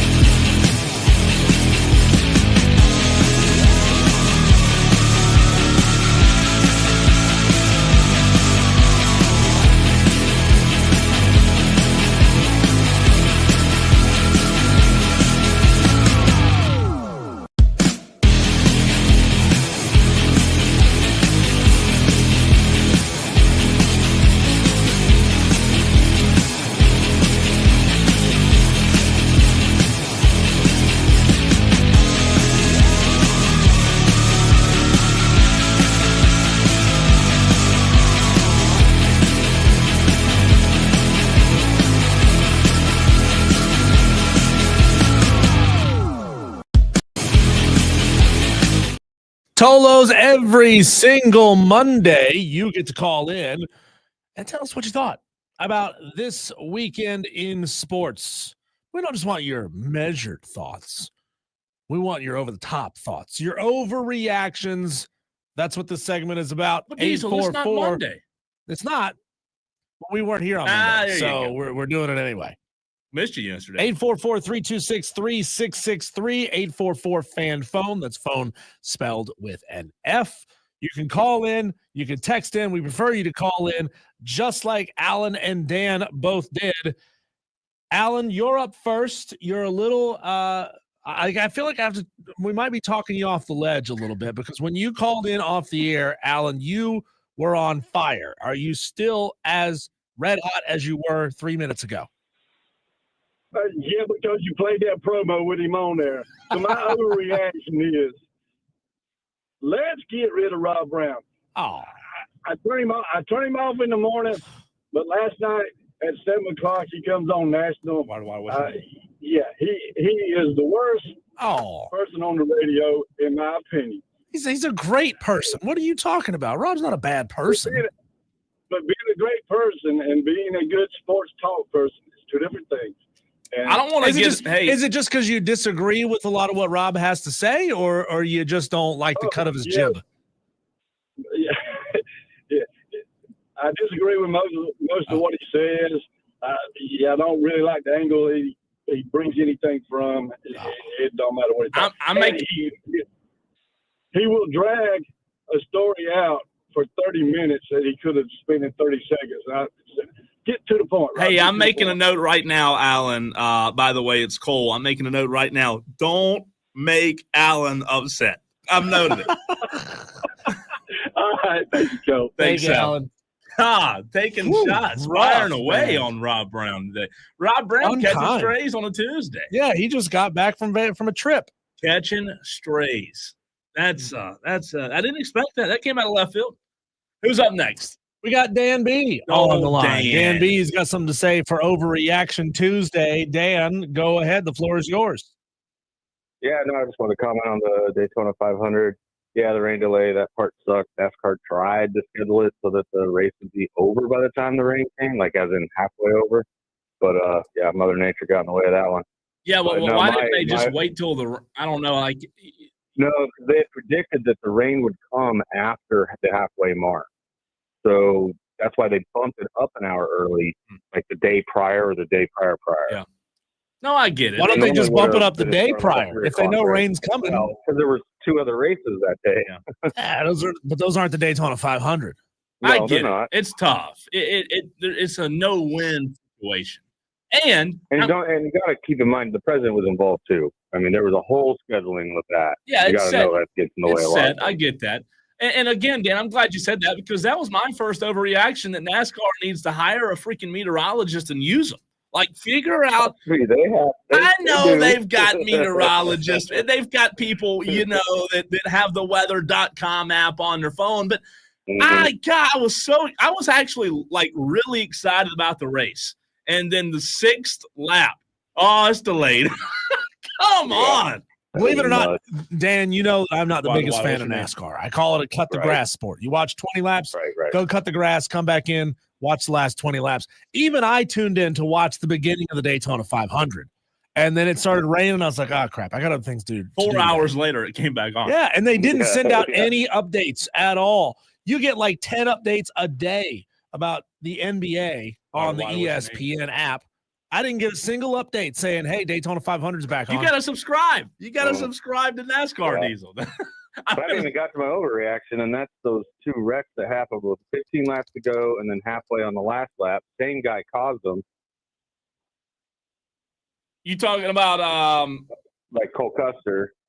He's the one that caused the Logano. Well, I mean, that was Logano and Ricky kind of got loose there at the end, didn't he? Well, yeah, Stenhouse kind of went for a block that he didn't need to go for, so that was that one. But I forget what Cole did something else too. But he's the one that he just on the backstretch turned left into Denny. They were running 3 wide on the backstretch, and he just ran into Denny. Like, he just turned left. Yeah. It made no sense. You had a mile left to race. There was no reason to it's the young drivers just not knowing. But I saw people blaming Joey. Being patient. DB, I saw people. That was dumb. Kurt blamed Joey, but that was because that was right after he didn't see all the replay. I like Denny Hamlin gave it 65% Stenhouse, 35% Joey's fault, kind of thing. But what was Joey supposed to do though? No, he by that point, Joey couldn't do anything. When Stenhouse came down, Joey let up. It still didn't matter. You can't just sit down. You can't sit down in the middle in the middle lane. I mean, that's what he did. He sat down, and Joey had nowhere to go. I don't know. It was tough. Exactly. It was tough. Yeah, he was because they were all Stenhouse saw that Joey was going to pass him. Yeah. But this is 15 laps to go. You're all running in tight groups, 3 wide, which is great racing. And there was no need to make that block in that moment. There was too much racing left. It was a low percentage. He had nothing to gain, which obviously he didn't. He got wrecked because he caused it. That's what I'm getting at is that some of these drivers are just not doing the paying attention. Even Hamlin said back in the day, you could race 200 miles an hour with the cars barely holding on, and there were less of these dumb wrecks. Yeah. There was always a big one, but it wasn't with half a lap to go or that late in the race. So Dan, you're just gonna blame the young kids on the road, and the ones named very Cole much too, and a guy named Cole. That's a very old man yells at cloud take. Dude, that's how Denny started his podcast. He's like, I am Clint Eastwood, the old man telling everyone to get off my lawn. But last thing I'll say, Daytona 500 every year. What happens in the final 40 every year? 2 big ones. 2 big every year. It's every. The average is the last caution averages 4 laps to go. Yeah, and go into overtime, right? And goes into overtime. Yeah, it's frustrating. What did 6 cars finish that race? What an exciting day. Started with 40, ended with 6. Everybody, wow, glad we tuned in. All my fantasy drivers wrecked. All of them. It was bad. Here's my last overreaction. I just got on the Underdog, saw that they've opened up a whole bunch of other categories. Do you realize you can bet on video games now? Yeah, People you can. That play EA video Sports. games in competition. Esports, yeah. I don't know. I just see it as each video game, like League of Legends and whatever that shooter, Counter-Strike. Yeah. Like, what? It's crazy. Hey, thanks for the call, Thanks, DB. Dan. I said EA Sports. You're right. It's esports. EA Sports. How is do the you video. how do you even begin to gather intel and make it? I have no idea. On that. People, degenerates out there is what it is. Texter says yawn NASCAR. Wow. Yawn. Okay. Tell us how. Texter says Alan was taking shots at Rob because he's got his hearing aid turned up too loud. That comes from Michael. Another texter says can't agree with this guy, and April says poor Rob. Poor Rob taking strays. JD, the phone line's, by the way, buzzing. Love it. We did Rick and Greer. We did lose you. JD, though, is up next on Overreaction Monday on a Tuesday. Gentlemen, thanks for taking my call. Sure thing. Appreciate you guys. My first overreaction, isn't a dunk supposed to be the easiest shot in the NBA to make? And here I am trying to watch the dunk contest, and nobody can even make a freaking dunk except for Mac McClung, jumping over cars, dunking 2 basketballs at a time, and doing the most ridiculous things in the world. And not only that, he's a G leaguer. Yeah. Like, are you kidding me right now? So did you think what Mac did was impressive, JD? Oh, absolutely. Me too. The dude can, he can defy gravity. Yeah. There is no question about that. He can definitely The defy car gravity. got me, man. Oh, my word. And he didn't even jump over the hood like Blake Griffin did. He jumped over the middle, caught a basketball from someone who was sitting in the car and dunked it backwards, no less. And, here I am, though. I'm trying to watch a good dunk contest, and none of these guys could even make a dunk. And can somebody please explain the scoring for me? I know that 50 is the most you can get. I watched a dude miss every dunk he took and got a 40. Isn't that a 0? If you can't make a dunk, shouldn't that be a 0 score? I don't care how. I'm not grading you on creativity. I'm judging you on making the dunk. Well, even in snowboarding, when they're big air competitions, or figure skating is another great example of this. They tell the judges what their routine is before they do it, and then the question is, how well are they executing what they say they're going to execute? That should be the basis of the dunk contest. If you're telling me you're going to do 4 front flips off a trampoline and then dunk the ball, but you only do 3, you get a deduction. Yeah. No, I agree with JD. The ball needs to go in. I agree with him there. Yeah, that should be one of the prerequisites, right? The ball needs kind of the goal. Right? Otherwise, it's just flailing. Yeah. Right. Well, and then my last overreaction, I'll let you guys get to another call. Cole, you and I, we've had the LeBron, Michael Jordan discussion many times. I love LeBron. He's one of my favorites. Always will be my favorite player. But the way that he went about sitting out this All-Star game and robbing someone of an opportunity to be there is absolute garbage. Yeah. Y'all be blessed, not stressed. We'll see y'all soon. Thanks, JD. And JD, it's funny you brought that up because DB literally just put that in the chat, and I agree with DB. I agree with you. He took somebody's spot. He should not have agreed to play because there's somebody out there who was deserving. I'm with you. I can call a spade a spade. Dale Diesel, you ready for Dale is up next on Overreaction Monday on a Tuesday. What's up, Dale? This is going to be the longest off-season football in my entire life. I caught myself Sunday watching Andy Reddick and Andre Agassi playing pickleball. Times are rough. Well, who's the sucker here? Because you sat and watched it. Yeah. What else was there to watch? You had South Carolina go women's. Outside. Dale, Sunday there was a ton of stuff. South Carolina women's, Clemson. You say go outside. You realize it was like 40-mile-an-hour wind? Okay, it was windy. You had the Daytona 500. You had top 10 matchups in college basketball. There was a lot on Sunday. I loved Sunday.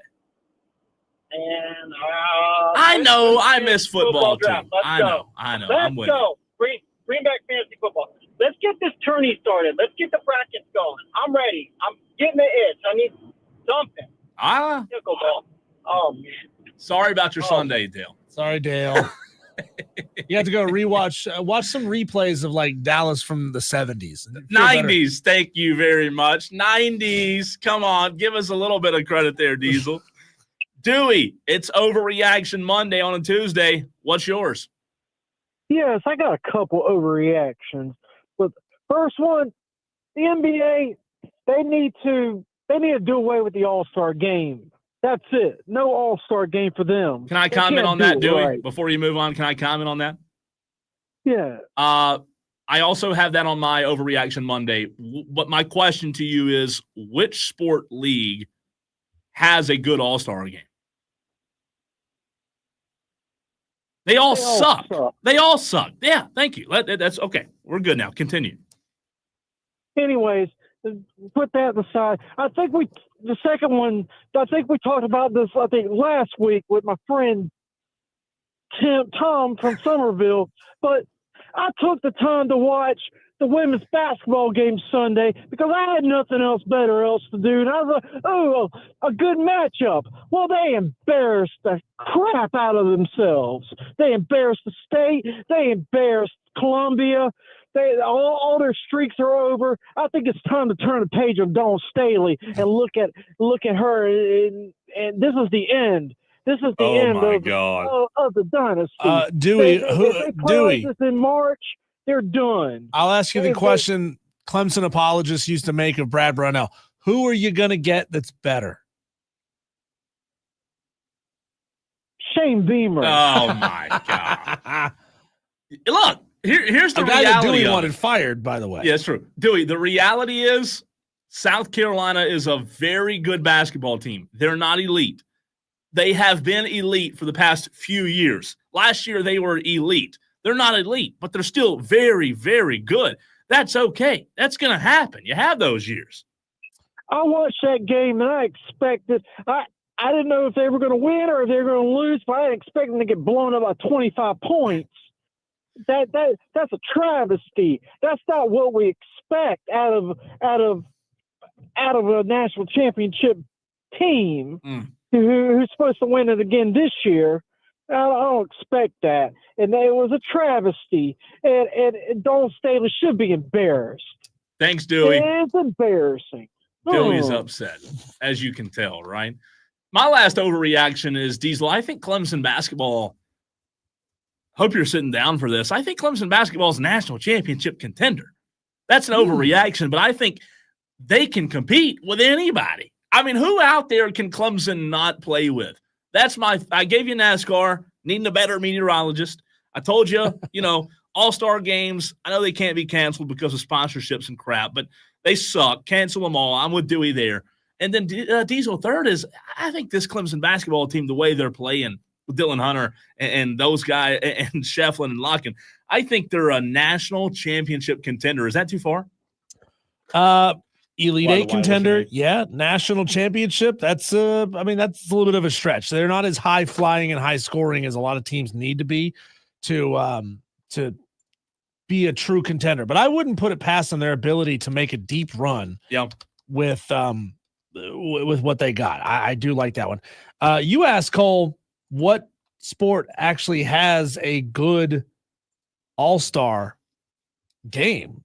The answer is the NHL and what they're doing right now with the Four Nations game.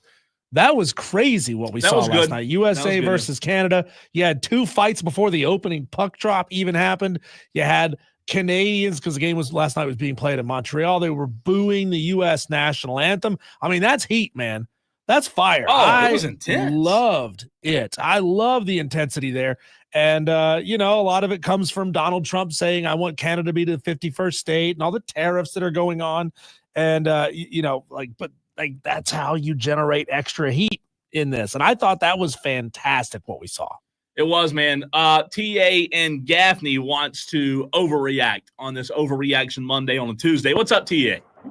Yeah, guys, I think your hockey analogy about them getting it exactly right, that was the first time that's ever happened. They got it right this time.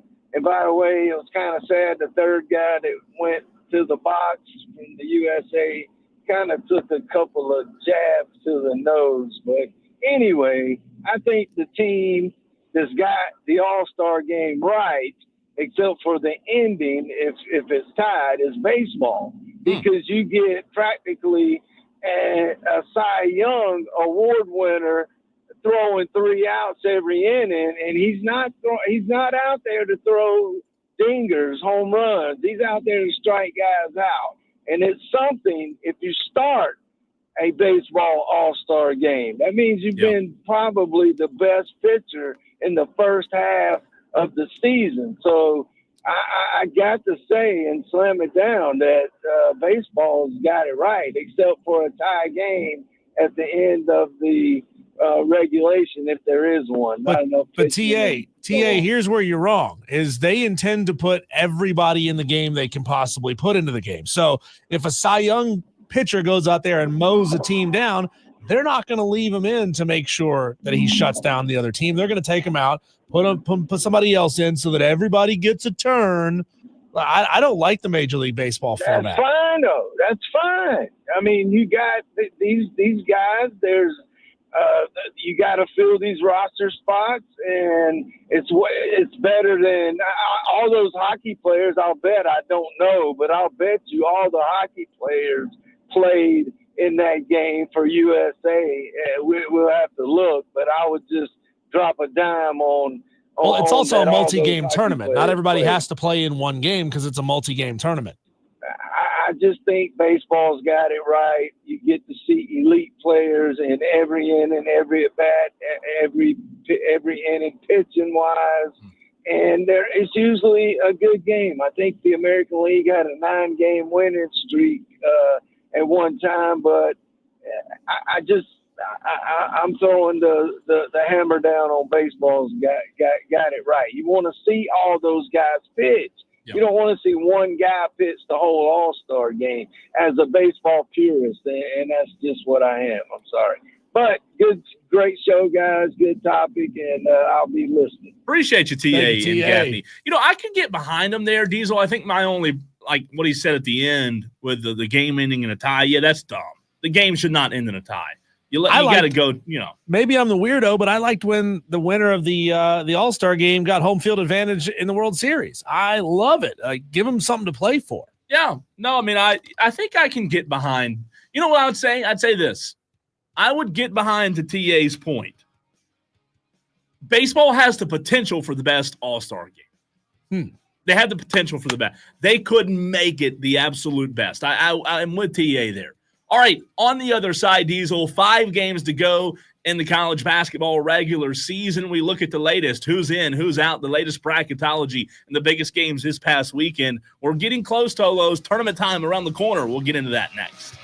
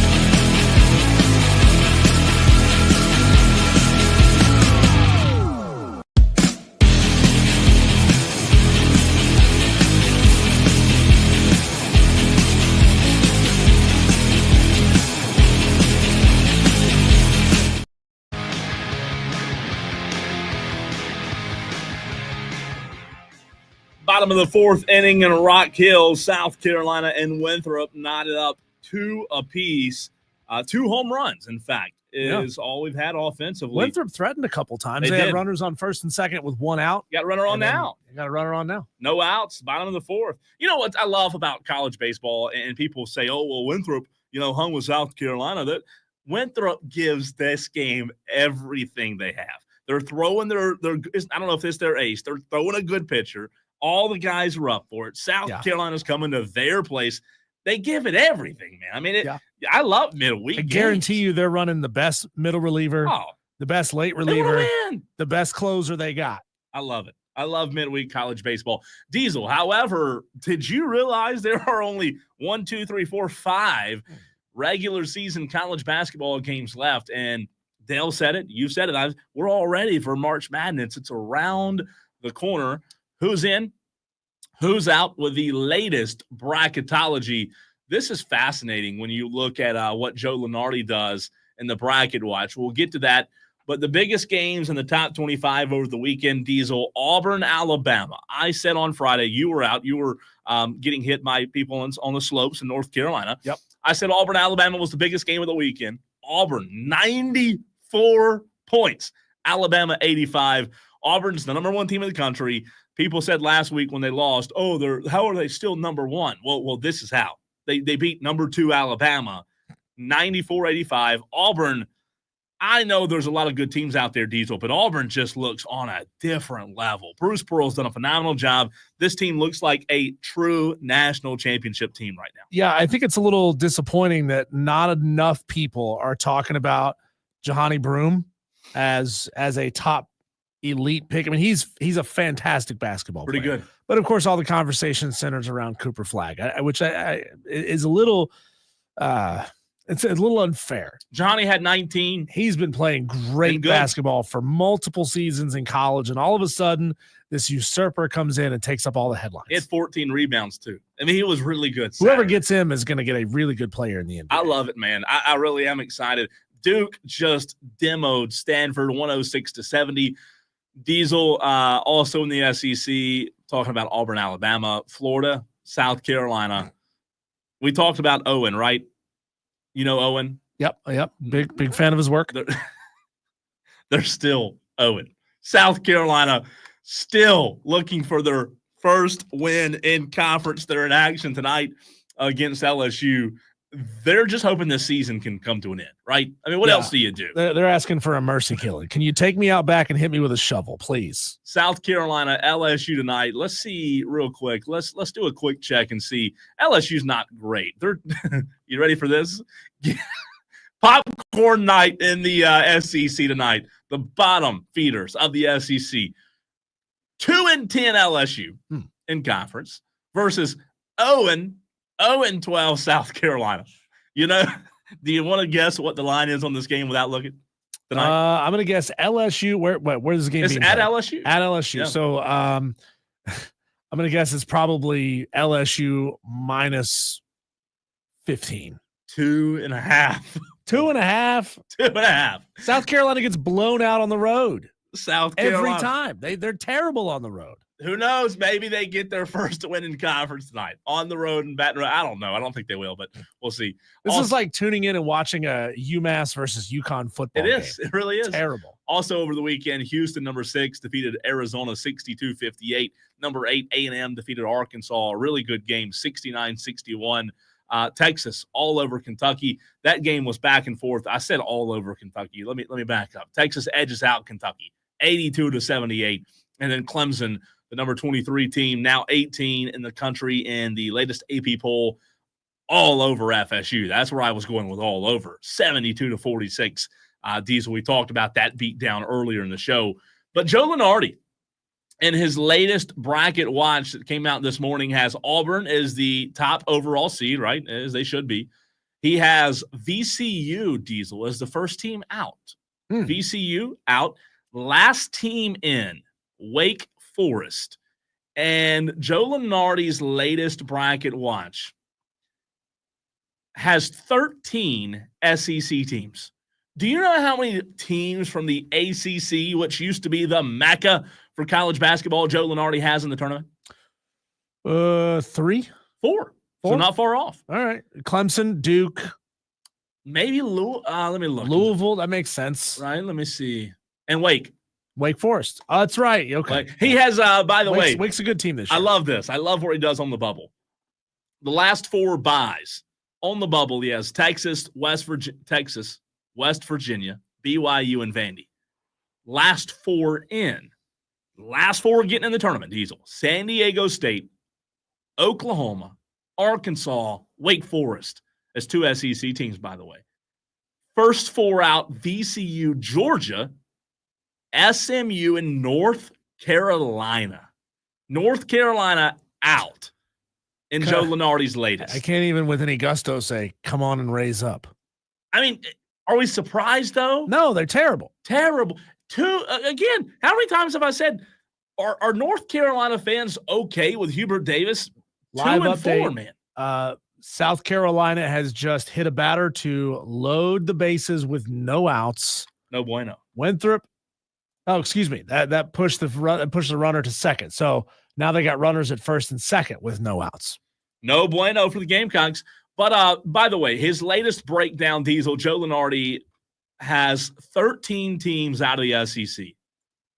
Big Ten, 10 teams out of the Big Ten. 8 teams out of the Big 12, 4 out of the Big East, 4 out of the ACC, 3 out of the Mountain West, and 2 out of the WCC. The ACC is turned in cold to a masterclass of what not to do when you're building and expanding your conference. I mean, a lot of it has to do with what the ACC was before they even started expanding the conference. A conference loaded with a bunch of private schools. Now, Duke has always held their own in basketball. Until recently, they've been god-awful in football. But you got Duke, Wake, you got so many small private schools. You added Boston College, another small school. Like, it feels like they're going to make the same mistake again and add UConn.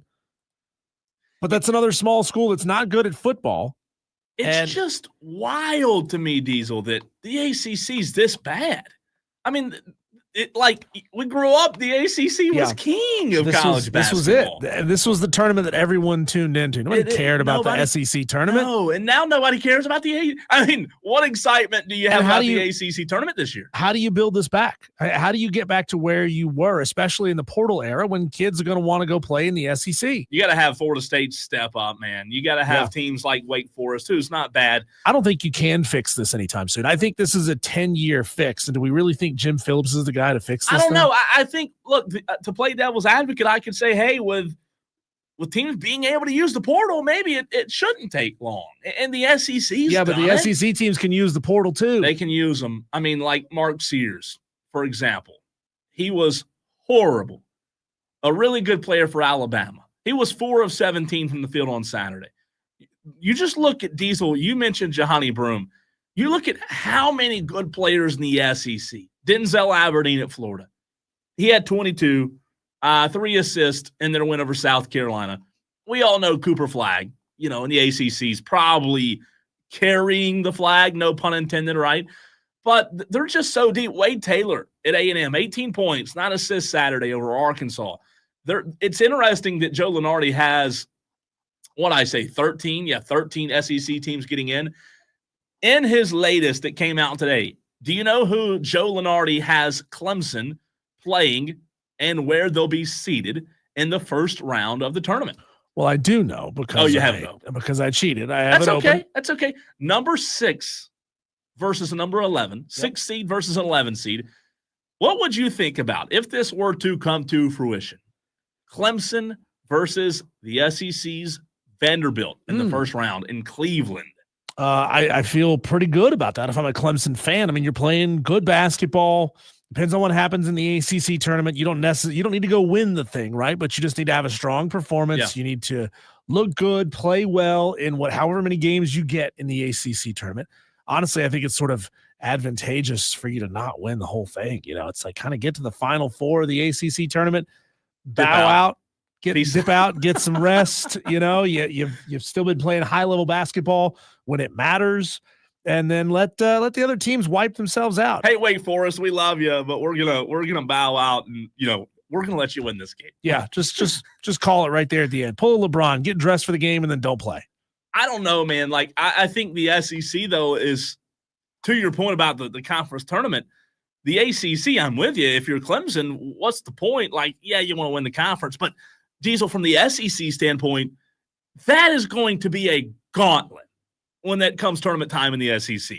It's going to be an absolute gauntlet to get through that tournament. And I don't know which side you play, if you'd rather have the rest in the SEC or if you'd rather say, hey, we were this much more battle-tested, right? Because it's going to be tough. If you've got 13 teams projected to be in the tournament when it's all said and done, that's 2 teams that are in the last 4 in Oklahoma and Arkansas. Begs the question, why are they even playing in SEC tournaments, right? Isn't it amazing, Cole, how inevitably we come back to these same places? Why are they playing conference championship games in football? If it's not going to affect anybody's positioning in the tournament, in the 12-team playoff, why are we even playing this thing? Why are we even playing the conference tournament? See, the only thing the conference tournament is good for, Cole, is to refresh you and get you ready for that day in and day out grind of playing a tournament environment, because it's not something they've been asked to do all season long. You take a team that's used to playing twice a week on a schedule, and boom, we're going to throw you in a tournament environment where you're going to have to play back-to-back games, which is what you're going to have to do once you get into the NCAA tournament. So really, it's just warming up and getting used to the format of the NCAA tournament. I do like what Joe Lunardi says, though, in his latest bracketology, talking about, getting the crunch time, Diesel, 5 games left. Joe says it's getting to be that time when the little things can make a big difference in bracketology. For instance, Wisconsin's mildly surprising 3 seed from the NCAA selection committee this past weekend has led to a significant advantage for the Badgers, repositioning them on the 3 line. Joe Lunardi had them on the 4. That allowed them to climb 2 more spots when Purdue and Kentucky both lost on Saturday. So we're at a point in time, Joe goes on to talk about more examples, but we're at a point in time where every single win and every single loss matters now more than ever. Winthrop has just taken the lead. However, there's an official review on the play. There were runners on second and third. Winthrop batter chops one down the first base line.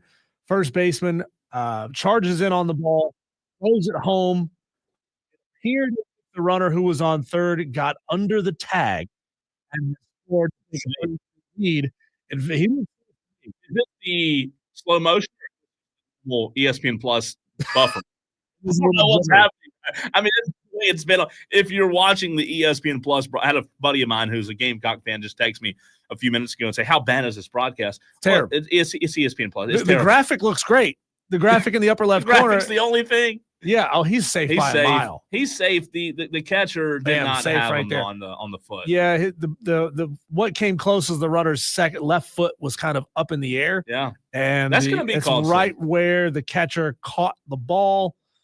Who's on the? Let me see. Did South Carolina already have their pitcher pulled? Because this is bottom of the 4th now. 2 runners on for South Carolina. Brandon Stone is on the mound for the Gamecocks. That's interesting, man. It really is. I don't know. Again, I said it a minute ago. Winthrop's giving this game all they have. I mean, they want to win this game more than anybody. This is a big game for them. So Cole, I think the ACC, when it comes to basketball, they're in trouble because they're losing some of the best coaches in the game right now. Blanking on his name, the coach who was at Virginia who just decided, I'm done. I'm not playing. I'm not coaching this year. Right before the season started. Leonard Hamilton making his exit from Florida State. You're in a bad spot in the ACC. Do you have the money to go out and hire the best coaches in college basketball? I mean, it's not the most prestigious league anymore. Do you have the money that you need? Are the private schools making enough money? Think about the coaches in the SEC right now. Right. I mean, they're just loaded. And you mentioned Virginia, Tony Bennett, Leonard Hamilton, Coach K, Roy. I mean, they're all gone. Yeah. They're all gone. I mean, they're in a tough class spot. of the ACC. I mean, think about this, Cole. When it happened 7-8 years ago, when the ACC saw a big changeover in football coaches, almost all of them fell flat where they were. Bronco Mendenhall and blanking on their names, the guy that came from Memphis to Virginia Tech. He fell flat on his face. I mean, you just had a whole bunch of missed hires all at the same time. And then when you add on top of that, Cole, you just don't have the resources that you have in the SEC. And now Hubert Davis looks like a miss. Hubert Davis looks bad. And it's a tough time to be an ACC fan. When we come back, Cole, let's take a whip around the sports world, get to them. Our Daily Wires are next.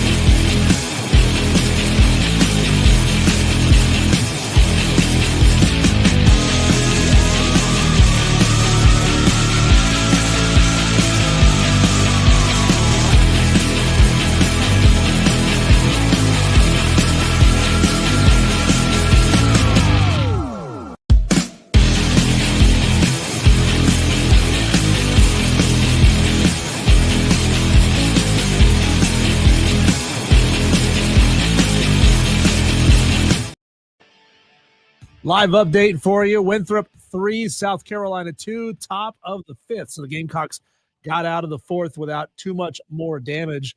Again, 3-2 the score right now in Rock Hill. It's time now to do a whip around the sports world. It's our Daily Wires. Here's the buzz happening out there. Clemson baseball started the season 2-1 in Arlington. They defeated Oklahoma State 6-5 and Arizona 16-5, and then got blown out on Sunday 15-5 to Ole Miss in 7 innings. South Carolina baseball started their 2025 season at 3-0 with 3 straight wins over Sacred Heart. Again, they are down 3-2 right now to Winthrop, so they may not be undefeated for too much longer. We'll just have to see how the rest of this game plays out. On Saturday, Furman basketball lost to UNC Greensboro 58-50.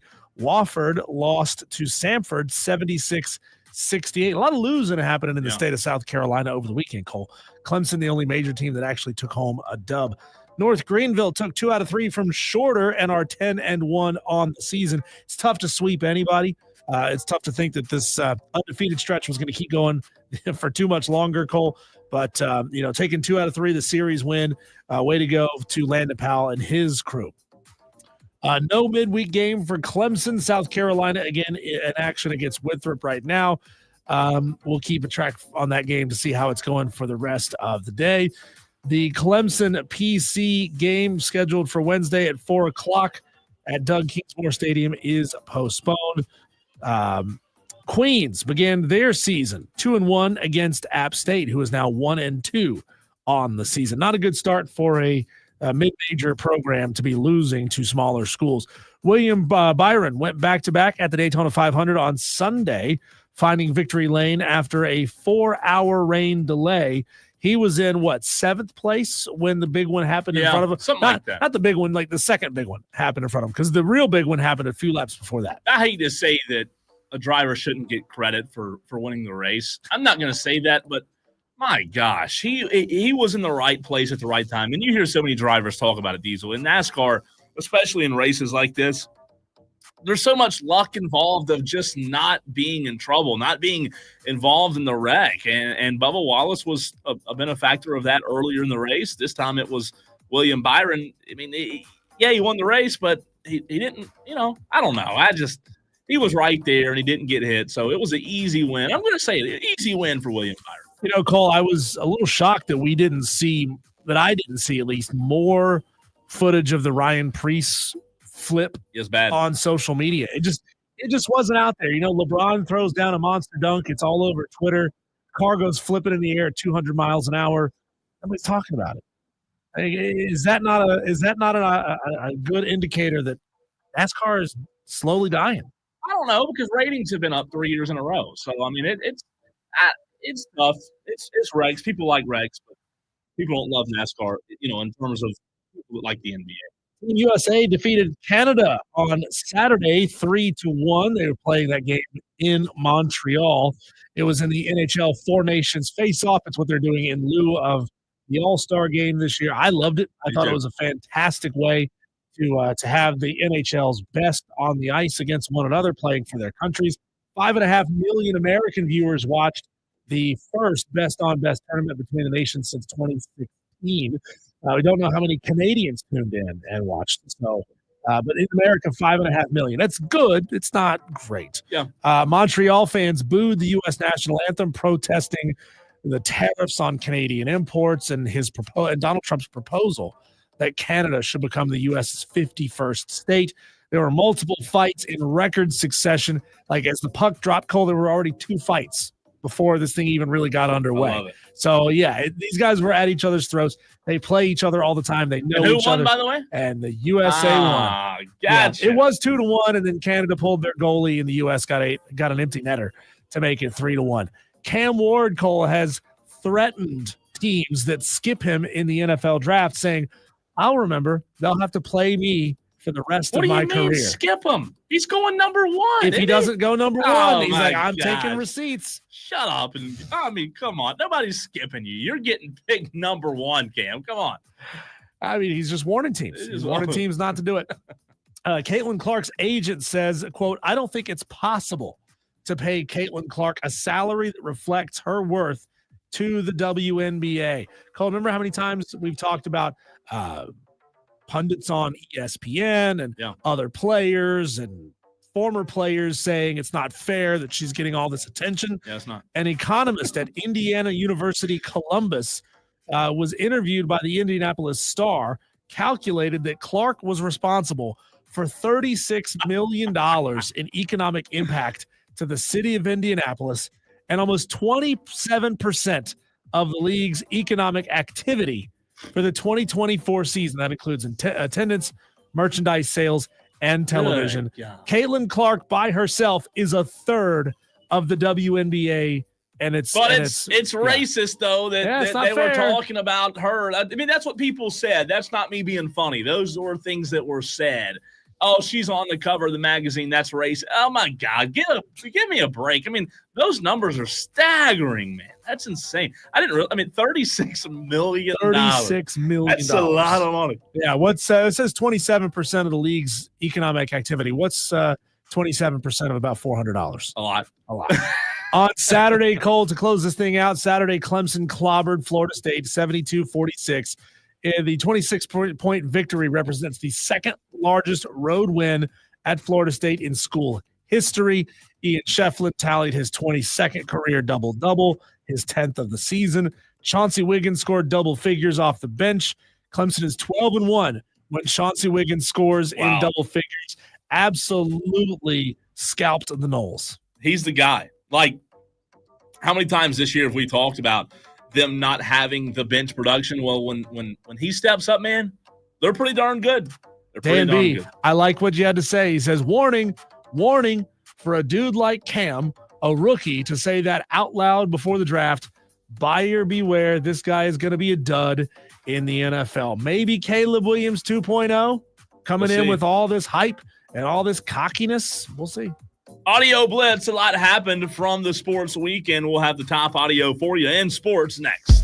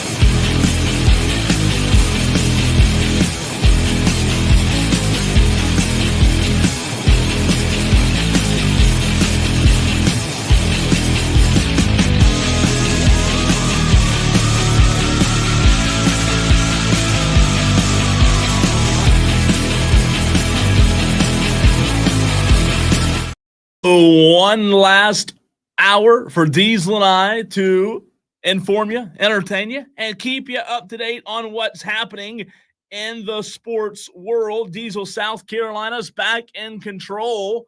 The Gamecocks lead 4-3 over Winthrop. Winthrop took a lead, but not for long, says the Gamecocks. So we'll see if they can hold on to it. Bottom of the fifth inning, by the way, as they're up 4-3. Before we get into our audio blitz, Tom in Somerville wants to chime in. Tom, you are a little bit late to the Overreaction Monday, but it's okay, Tom. Now's your opportunity because I'm assuming you had a good excuse for not getting in Overreaction Monday. What's up, Tom? What's up, guys? Yeah, I worked late today, but, man, my overreaction, and y'all gonna laugh at me, but my overreaction is simple. Don Staley can't cut it anymore, Cole. They got their brain beat in. And, I mean, Cole, that was embarrassing. That was just downright embarrassing. But my wife made me sleep on the couch because she was so mad at how the Lady Gamecocks played. What did I do? She just had one of those days. So why didn't she sleep on the couch, Tom? How come she didn't sleep on the couch? Because she's boss. Oh. She's boss. I don't know, Tom. Yeah, but you're bigger. You can overpower her if you need to, Tom. Well, you know, I do like being married to her, I guess. But even though she takes you to restaurants on Super Bowl Sunday and then has you driving across the country road trips to New Mexico during what, bowl season? I forget that. I think that's what it was, right? It was conference championship Saturday. Let's not forget. Yeah. Okay, so it sounds like she's taking every opportunity she can, Cole, Tom, to put you in a bad spot as a sports fan. Well, you know, it's just once you get that ring on your finger, you only got one option, and that's just how it goes. I understand. Thanks, Tom. Yeah, y'all have a good one. You too. Gosh, I mean, what are we doing bagging on Don Staley? They lose to UConn. Yeah, it was ugly, Tom. That's quite the overreaction. However, Diesel, one piece of audio to start the audio blitz today. I sat down in my chair, not on my couch. I sat down on my chair Sunday, turned on South Carolina, College Game Day, and I want to give major props to L. Duncan's intro for South Carolina UConn. Have you heard this yet? No. This is fantastic. L. Duncan on College Game Day. Obviously, it didn't live up to the hype, but big shout out to L. Duncan. This was the intro if you watched the broadcast on Sunday. This is the heart of women's basketball. Columbia, South Carolina, where the tea is only sweet and Go Cox is a love language. Here, the Congaree bends but never breaks. Just like the women who wear garnet and black. Tough, relentless, dynastic. Dawn Staley's Gamecocks don't just protect this house, they own it. 4 years, flawless. Opponents come hopeful, leave humbled. Today, in your foe steps in, UConn, in a new rivalry, in blood, sweat, and rage. But this isn't just a game, it's a reckoning. This is College Game Day live from Columbia, South Carolina. Woo! Blood, sweat, and rings. L. Duncan. That's a great line. I mean, she was phenomenal. You know that I'm already a fan of L. That just made it even better. Mean, that intro, that was 10 out of 10. Wow. I mean, she deserves a Grammy for that. That was probably the best intro to College Game Day I could ever remember. I mean, men's, college basketball, football, that was fantastic. L. Duncan killed it on Sunday. But, everything she said, Diesel, she jinxed it. She jinxed it. She jinxed it. Everything she said didn't happen. UConn won. So I hate it for her, but she jinxed it. Welcome into the audio blitz, Tolos. Final hour of the show. He's Diesel. I'm Cole Bryson. You're listening to the Fan Upstate. And that was L. Duncan. How about Diesel? Let's go now to where do you want to go now? Let's see. We got a lot of options today. A lot of options. Kyle Busch. We talked about it last week. Still hasn't won a Daytona 500. He had the chance at the end. He wasn't happy. And here's Kyle Busch after the race. What could you see there? I don't know. I ain't seen a replay, but got beat by NASCAR procedures again, just not being able to get back out on the racetrack. So basically what he's saying is Kyle Busch got involved in a wreck. And because of some rules and procedures, Diesel, he had to go pit. Couldn't get on the track. Race finished. He was in good position. And I'm not going to play the rest of the audio because I haven't listened to it. I want to, avoid any FCC violations. Kyle Busch not happy. I think that's one of the things with NASCAR. It's like death, taxes, and Kyle Busch being mad about the outcome. That, and it seems like there's always going to be a handful of drivers who are just PO'd. I mean, and I guess that's good for the sport. Well, they put them on camera because they know they're going to get a good soundbite. Oh, 100%. It's like you could go interview the rookie who doesn't have anything to say. He's just happy to be here. Or you can go interview Kyle Busch because Kyle Busch is going to give you a great drop. DB says on the YouTube stream he was wrong about that, by the way. He had the rules wrong. How about that, Dan? Call him out, Dan B. Call him out. Don't let him do that. Here's how the last lap sounded, Diesel. If you stayed, I think the restart was at like 5:25. The race ended somewhere around 8 or so. Here's the last lap. To the inside to block Hamlin, goes back up to pick up Custer. Here they come. White flag. It's one to go, and Herbst is around. Hang on to it. Still green, still green. He saved it. It will be official if that caution comes out. Pay attention to this. Final time. Caution light at the bottom of the screen. You see Austin Cindric doing a great job driving in the mirror, doing his block. A quick move on the outside with Denny Hamlin. Here comes the Ford to his inside. LaJoy, there'd be pushes on both sides. Custer goes to the outside. And they crash. Hamlin gets turned into the wall. Oh, my gosh. Still green. Trying to let the leaders race back. Here they come. Still green. It could be a number two-time 4. winner here. William Byron, Nemechek, Reddick. Off turn 4 and to the flag. Checker is waving, and William Byron has won the 500 for the second year in a row. Holy cow. Clint Boyer wouldn't stop stepping on Mike Joy, would he? I mean, poor Mike Joy, Diesel, can't even get his call in. He can't. I mean, you've talked about that before with color guys. I can't stand it when a color guy just walks right all over it. It's awful. And Clint Boyer, he's where's the producer cutting his mic? And Mike needs to learn the be shut quiet. up. Be quiet. Shut up. Just a minute. Kevin Harvick, he's quiet. Yeah. Now, Diesel, do you know who Randy the Plumber is? No, I don't. Randy the Plumber is a TikTok sensation for recreating these play-by-plays, of how a race ends. He's a big race guy, a big NASCAR guy. Randy the Plumber has like 230,000 followers, almost 250,000 followers on TikTok. Here is Randy the Plumber's ending of the race on play-by-play. You answer the question. Who do you like? Whose ending to the race do you like better? Mike Joy and the Fox crew, or Randy the Plumber, who has 250,000 followers on TikTok? For the Daytona 500, Herbst is pulling a slide job, son, through the infield. What in the world is going on? They're dumping off into turn 1, son. This is it right here. This is the Daytona 500. The 2-car is looking like he's ready to win his second. Denny Hamlin's making the move, son. Denny Hamlin's like, I don't think so, son. I want another Daytona 500. And here comes the 41. Holy cow. The 11, the 41, everybody is wrecking, son. You can't even keep up with it. Son. Look who made it through. The 24 and the 45. The 24, son. That's where this championship hat came from.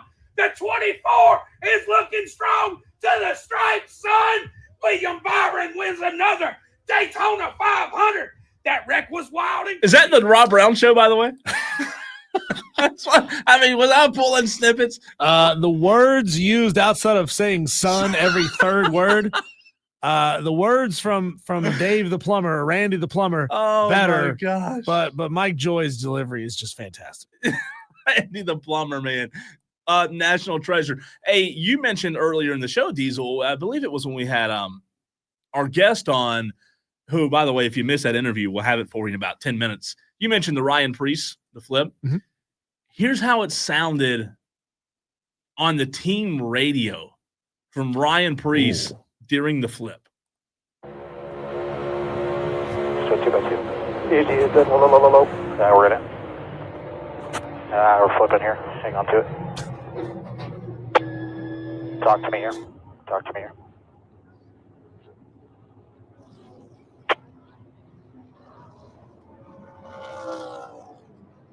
You okay?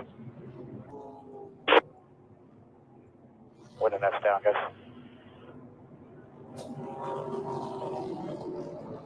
He's out. Copy. You moving? Yeah, you got it on the car. He's all right. That's just mind-boggling that he flipped in the air at 200 miles an hour, slammed into the wall, and you're like, "Hey, you good? Hey, man, That's you good? crazy. That's crazy." And it's one of those things, Cole. And look, I don't know how much the technology and the safety in these cars has changed over the last 25 years. It's crazy to me that Packrasss walked away from that without a scratch on him. Isn't it crazy, man? And hitting the wall the way he did killed Dale Earnhardt. Yeah, and again, like what's crazy about that is the Dale Earnhardt collision didn't seem like a bad crash. I mean, I can remember it. It was 20. Do you realize it was 24 years ago?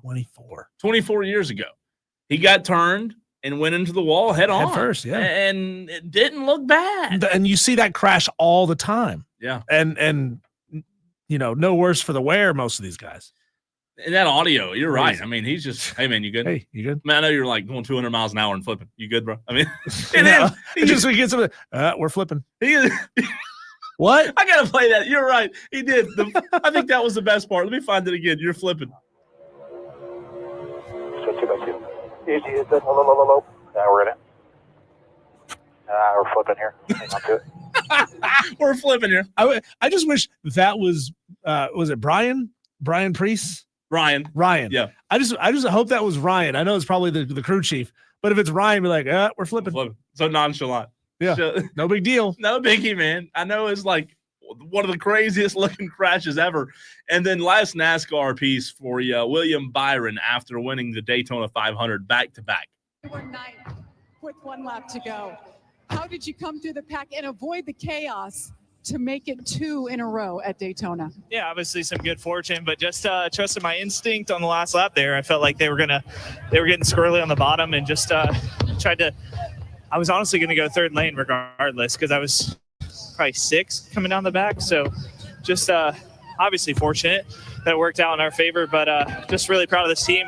Worked super hard all week and had an amazing car. Just had a really hard time with the fuel savings and kind of staying towards the front. So crazy. Yeah. I mean, I can't honestly believe that, but we're here. So proud of it. By the way, those were fireworks in the background. Diesel. In case it wasn't Ryan Packrasss' car flipping down the track. And it wasn't filmed in Anderson, South Carolina. It was fireworks. I mean, that's what you heard in the back. I know it was. I mean, why would you not? So when we were talking to our guest earlier in the show, why would that come from behind? That improbable swerving through traffic as another big wreck is happening in front of you. Why would that not go down as one of the all-time great moments in NASCAR? Because he was so just there's so much reverence though for Dale Jr. and his come from behind. I think it was at Talladega. Is it Talladega or Daytona? I can't remember which, but he comes from like 7th or 8th to 1st in a lap. And there are moments, Cole, like I mentioned to Bob Packrasss earlier. There's a video game that I used to play where you could play a mode where you would be put into a real life situation. Yeah. And sometimes it would be making it through the big one at Talladega when another driver did exactly that. They made it through the big one. This is a phenomenal example of making it through the big one. He deserves a lot of credit for that. This one's interesting piece of audio. Diesel, the Notre Dame basketball coach, Micah Shrewsbury. His press conference ended with some fiery words and a microphone toss. I mean, we're talking over the weekend. Here's Micah. Up on these kids, man. I don't care about anybody's opinion. I know who I am. I know I can coach basketball. And I know I'm turning this program around. So you gave up on me already? I want to see you back here. I don't give a damn. Don't give up on these kids. We're going to get this thing rolling. I sat there and watched more Louisville fans in here than Notre Dame people. And that's embarrassing. That's embarrassing for me because I'm the head coach here. And yes, I got us in this predicament. But don't come back when we're losing or when we're winning. We're turning this around, man. You better believe that. Everybody that gave up on me, believe it. Write this date down and believe it. We're going to get this thing rolling. I don't care if you gave up on me or not. Through the mic, Diesel. Is that Cam Ward? No, I mean, what are we doing Is that here? Lamont Paris? Can you believe this? I mean, I know I can coach basketball. I know I'm a good coach. That's a grown-ass man having a tantrum. Oh, that's exactly what it was a tantrum. Notre Dame has been really good in years past. They're not good this year, but, like, come on, man. That's a little excessive. I mean, just absolutely. And then at the very end, Mike's on the stand. He just full bam. Whacks it. Just slaps it. You know what? Slaps it. I mean, just slaps it. Then it goes flying. You heard it at the very end. I mean, here's one more time. This thing rolling. Care if you gave up on it or not. Just slaps the mic. What is this dude's problem? Maybe, Coach, you're the reason they're losing. Which mic did he slap? Because his audio kept coming through perfectly clear. So the audio that was taken in this video came from a reporter's phone off to the side. Oh. And then you can hear the mic at the end. We're going to get this thing rolling. Care if you gave up on it or not. Can you imagine what the audio is from the mic? Oh, that'd be unbearable. Unforgivable. I mean, what? I don't know, man. What a clown. Like, it came across as weak to me. And then one more for you in the audio blitz today, Diesel. Shannon Sharp was asked this morning on First Take who the future face of the league was in the NBA. You know, LeBron's getting old. Ja Morant hasn't really taken the reins. Steph's old. Here's what Shannon Sharp had to say. For me, I'm not so sure there is one. Ant-Man has told you he doesn't want to be one. Ja might have could have been it off the court issues that kind of slowed him down and hampered that. Zion just has never really materialized. People seem to have an issue with Jason Tatum. I'm not so sure there is a next phase. Maybe Steph Curry can hang around once LeBron gone and he can hang on for another 5 to 6 years. It's just hard for me to see, UD, that a foreign-born player being the face of the NBA. I'm not saying that it can't happen, but I don't know if there is one on the horizon. Shannon Sharp, not sure, Diesel, if there's a face of the NBA on the horizon. A lot of good players. But he named some that hadn't really taken the NBA by storm like we thought they would. I wonder, Cole, if this doesn't set up a little bit for Cooper Flagg to be a face of the NBA. And then again, you know, you can kind of predict where that argument eventually goes when the argument for Caitlin Clark being the face of the NBA has been, well, she can't be the face of the NBA because she's a rookie. And then people say, well, why can't she? Because she's a white player. And I'm curious to know if that could happen with Cooper Flagg. If he were to come into the league and be as dominant in the NBA, which it'd be hard-pressed to say that he'll be as dominant in the NBA as he was in college. But what if he is? I mean, will we see that same narrative come out about Cooper Flagg in the NBA? Scotty from BMW on the YouTube stream says Joker's one of the best big men. He's the best player in the NBA. Why can't Joker? He is a white thing too.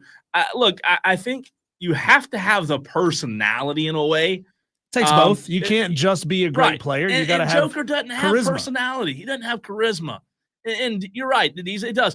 Do you remember Steph had charisma? Oh my gosh. You know, the shimmy. He had the TV shows. He had, you know, he was all over. You got to be sellable. You got to be marketable too. You can't just be great. Diesel, do you remember when Zion was playing basketball right here in the Upstate at Spartanburg Day School? And his junior year came around. I remember him as a freshman. He was really good. He wasn't Zion though as a freshman. His junior year came around, and that's when Zion kind of like hit the scene. Mm-hmm. And then the senior year, you couldn't get in the gyms. I would go to the games, and it would be standing room only, shoulder to shoulder, no room to stand in the gym when Zion was playing Spartanburg Day School. He goes to Duke. There was as much hype for him to be not only the face of the NBA, but the next LeBron James as any player I can remember as of late. And I don't remember a player talking about players who haven't lived up to it, or Ja or Anthony Edwards. I don't remember a player who has fallen on their face, and no disrespect to Zion, but in a bigger way than Zion Williamson did, man. He had it right there. Percy asked the question, why does everyone think there has to be a face of any sport? Good question. Good question, Percy. When we come back, we had a great conversation earlier with Bob Packrasss, who covers NASCAR and Indy for Fox. We talked about the Daytona 500 and had a great conversation with him. We'll play that for you next, right here on The Fan, Upstate.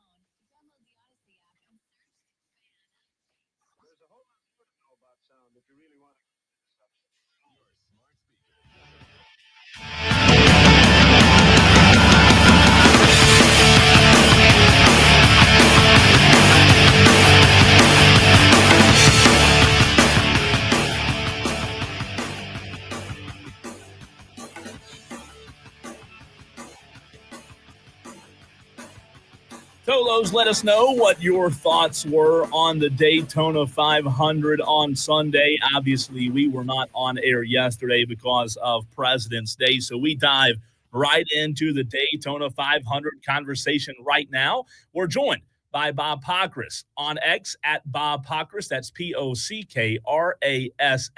of Fox. Bob, how are you, man?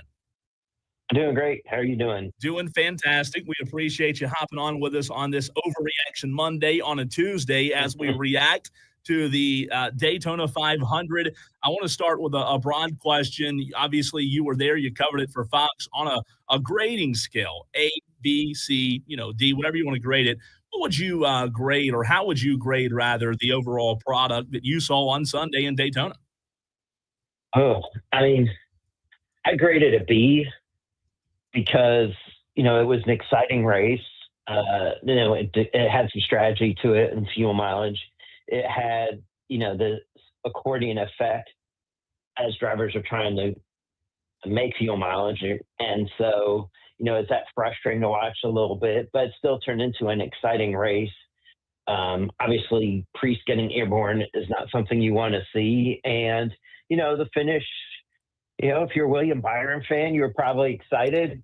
If not, and you see a driver running 7th on the backstretch and everybody wrecks in front of him and he slips beside him to win, it's not one of those, oh my gosh, that's the greatest move I've ever seen moments, but it still will go down as a historic moment in Daytona 500 history.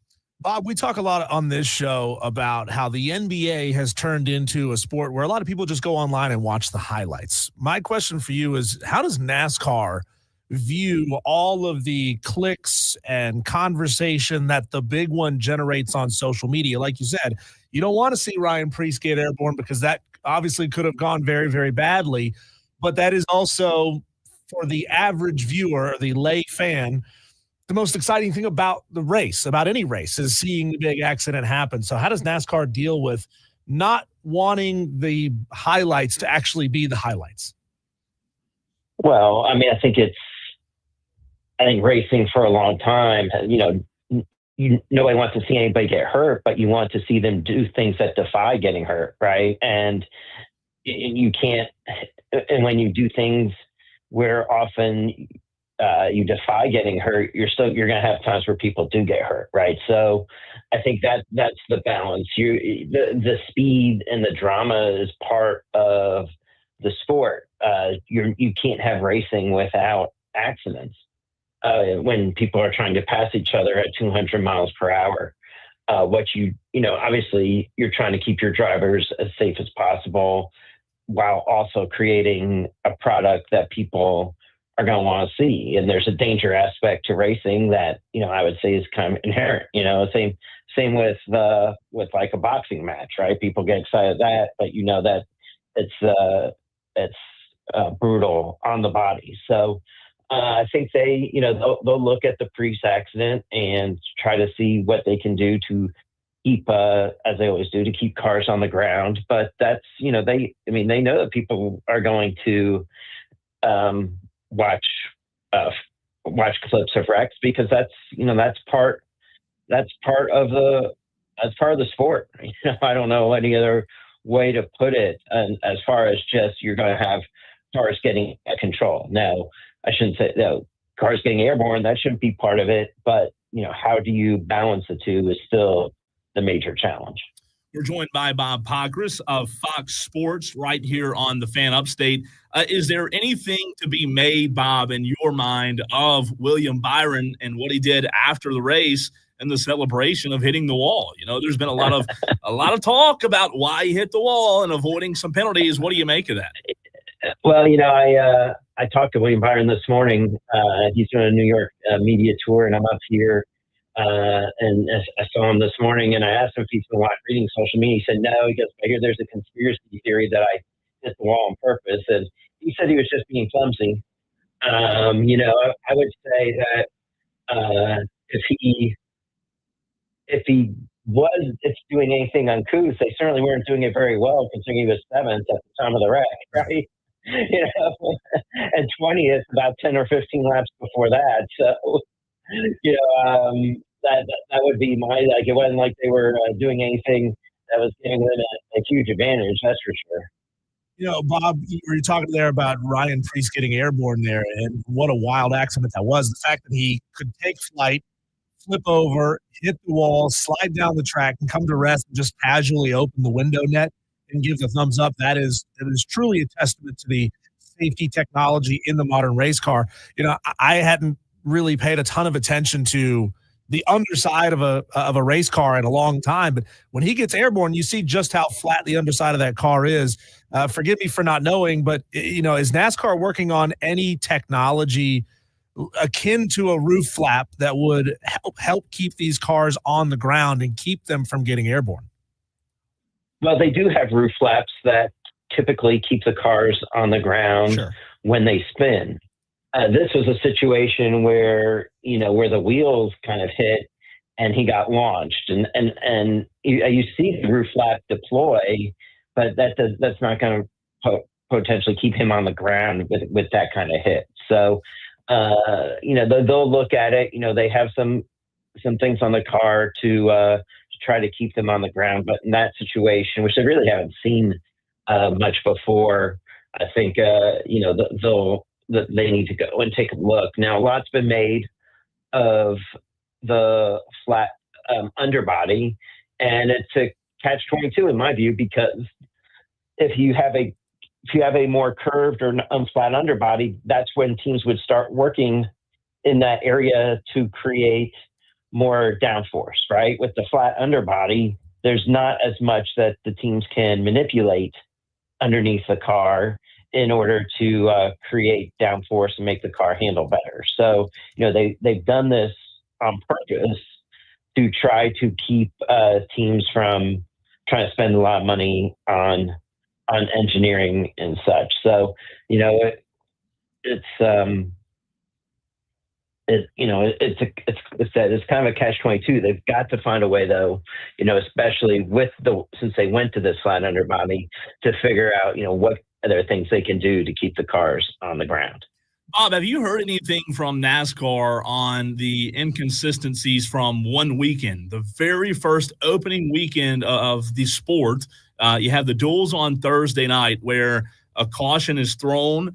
There was a lot to be made of that in that final sweep toward the finish. And then almost, not identical situation on Sunday, but a very similar situation where NASCAR didn't throw the caution. Have you heard anything on the inconsistencies there and what made them make the decisions that they did this weekend? Yeah, they say that, where the accident occurred on Sunday on the backstretch, they could dispatch safety equipment from behind that wreck toward that wreck on the backstretch, and know that there's going to be and knowing that they're going to throw the caution once the leaders cross the start finish line, that they could get the safety vehicles out to those cars that needed it without putting anybody in danger as far as a race car hitting a safety vehicle. The way the safety vehicles would go to the area on the front stretch where that accident happened, I think they felt like, they'd be potentially coming towards race traffic, and so they had to get things slowed down. That being said, I get the feeling that they probably feel like they were a little quick on the trigger on Thursday. Was a call that you see it, and if you feel like the hit is hard enough and know where you have to dispatch safety vehicles from, it's somewhat of a reaction. And I would say, and they won't say this, they won't admit to it, but I get the feeling that there was probably just some thought that, that they were quick on the trigger. And that's going to happen at times when you're calling a race. And, it's not like the way it's set up is they have a race director who can call a caution himself, at a time if he feels like it's necessary. And they also have others in the race control who, if no caution is called, can be like, hey, we should. They can discuss it for a second. But again, I just think, to me, I would say Thursday was a bad call and Sunday was the right call. Bob Packrasss, NASCAR reporter for Fox. He also covers Indy as well. Bob, do you think that come from behind from William Byron is going to go down as one of those all-time great moments at Daytona? I grew up playing NASCAR Thunder like 2004 on PlayStation, and there was, those moments where they would put you in moments where drivers did the improbable. It came from 10th to first. And I think of those kind of moments. Do you think this one will ultimately go down as one of those? I don't know. I mean, if you're a Byron fan or a Hendrick fan, yeah, it's a great moment. You know, the deceased part for him a little bit. Yeah, you know, so it may be maybe one more divine moments than iconic moments, but that's the way these things go sometimes. Not every race is going to have this moment where you say, gosh, this guy made a great move to win the race. Sometimes I'm trying to think of a way to compare it. Maybe anybody who likes baseball, the leaders had the fifth inning of the Yankees there in that decisive World Series game, and William Byron came up as a victor. Hey, Bob, I don't know if there is more interest today than there was a week ago, but what do you make of Justin Allgaier's top 10 finish and Dale Jr., now, I don't want to say looking for a charter, but I'm sure would be open to one. I believe that was probably the only race in the Sprint Cup that they've planned to be at and race in this season. But because of what he did, because of what Justin did on Sunday, a top 10 finish, do you feel like that might pick up some steam in terms of getting them a charter? Junior wants a charter. He just doesn't want to pay as much as what they cost. Yeah. So does this increase his willingness to spend money? I guess we'll see. What Dale Jr. doesn't want to do, he doesn't want to, invest $25 million in a charter, lose $10 million over 10 years, and then sell the charter for $35 million and break even. He wants to get a charter, then know that he can break even every year, and then sell the charter hopefully for at least as much as he spent on it. And so far he can't, I don't think he's seen the model where he feels like that they won't be losing money. And if he sees a model where it feels like they're not going to lose money, then I think he'll want to do it. Now, again, maybe this experience will change his mind and say, okay, this might be an investment that I'm more willing to make, that I know I can make up on the back end. But, the hard part for him is that he sees Junior Motorsports as the family business. This is something that will continue, potentially for generations. So he's not really looking to buy a charter, knowing that it's an asset that he could sell at some point if he's going to lose money every year running a race team. Talking to Bob Packrasss, NASCAR reporter for Fox, right here on Wire to Wire with Diesel and Cole Bryson. With Jimmy Johnson's performance and some of the older drivers that are just doing limited runs this season, do you think anything has changed in the minds of those drivers as far as whether or not they may add on some additional races over the course of the season?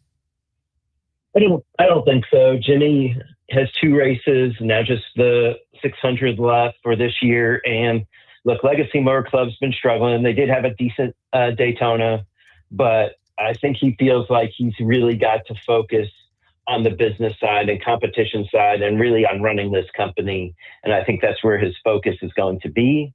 Martin Truex Jr., I think, will run when he wants to run, and whether Daytona 500 added any or may want to do less, I don't. And then maybe the big question, Elio Castro-Neves, I think right now his focus will be on the Indy 500 in May and not any more NASCAR races. Bob, fantastic stuff, man. We really appreciate you hopping on with us during the midst of a very busy day. Great coverage as always, and we will talk to you soon, Bob. All right. Thank you, guys. Bob Packrasss, absolute best. You can give him a follow on X, on Twitter, at Bob Packrasss. That's Pockrass. I think, and I'll get to this, Diesel, in the 5 o'clock segment and Overreaction Monday, because I do have a few overreactions from the sports weekend. I think the Daytona 500 he graded it a B. I have no issue with that. The biggest problem for me is I wish there was more of an advanced study done before the race leading up to it. And I know you can't do this because you have to set a time months in advance. I wish there was some fluidity, Diesel, in the start time of the race based on the weather. It kills the vibe. You have all this buildup, all the national anthem. You know, it's so spectacular what happens before the race. The president's there, and there's so much buildup and excitement, and then 6 laps in, bottom falls out. Yeah. I know you can't control weather, but a 4-hour delay, man, it kills the vibe. You can't exactly, hang a tarp over the entire track and have them race through a tunnel for the entire race. You just can't. And that's the hard part about a sport that relies heavily on great weather. You just can't know. And it rains in Florida every day, though. All the time, right? So maybe the only thing they could do, and this is unfeasible, the way I'm just saying that in advance. I think maybe the only thing they could do, Cole, is install like heating elements in the asphalt that will warm the track and dry water off the track a little bit faster.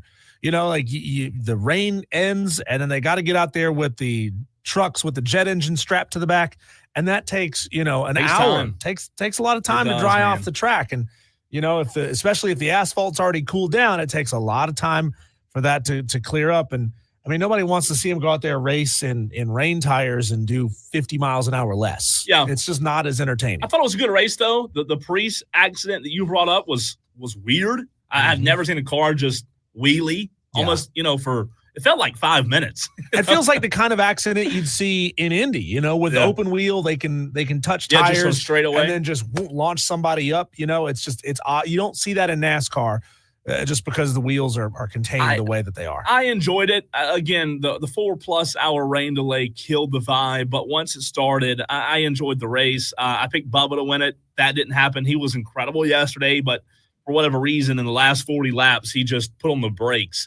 So I didn't get, I didn't gain anything from it, but it was a good race, I thought. Not the best, not the worst. Here's the truth, Cole. I probably would not have watched it if SNL 50 hadn't been so bad. Like I was tuning in to watch the 50th anniversary of Saturday Night Live. Yeah. And it sucked so bad, I had to turn it over to the Daytona 500. It's like, boom, there's 40 laps left. Yeah, now I'm going to tune in and watch it. Things got exciting from that point. But, hey, I've always called NASCAR a cut-the-grass sport. You watch the first 20 laps, go cut the grass, come back, watch the last 20 laps, and if something exciting happens, it'll be fine. They'll show it on replay. You got to play some head-to-heads and some props. Speaking of not being able to predict the weather, Cole,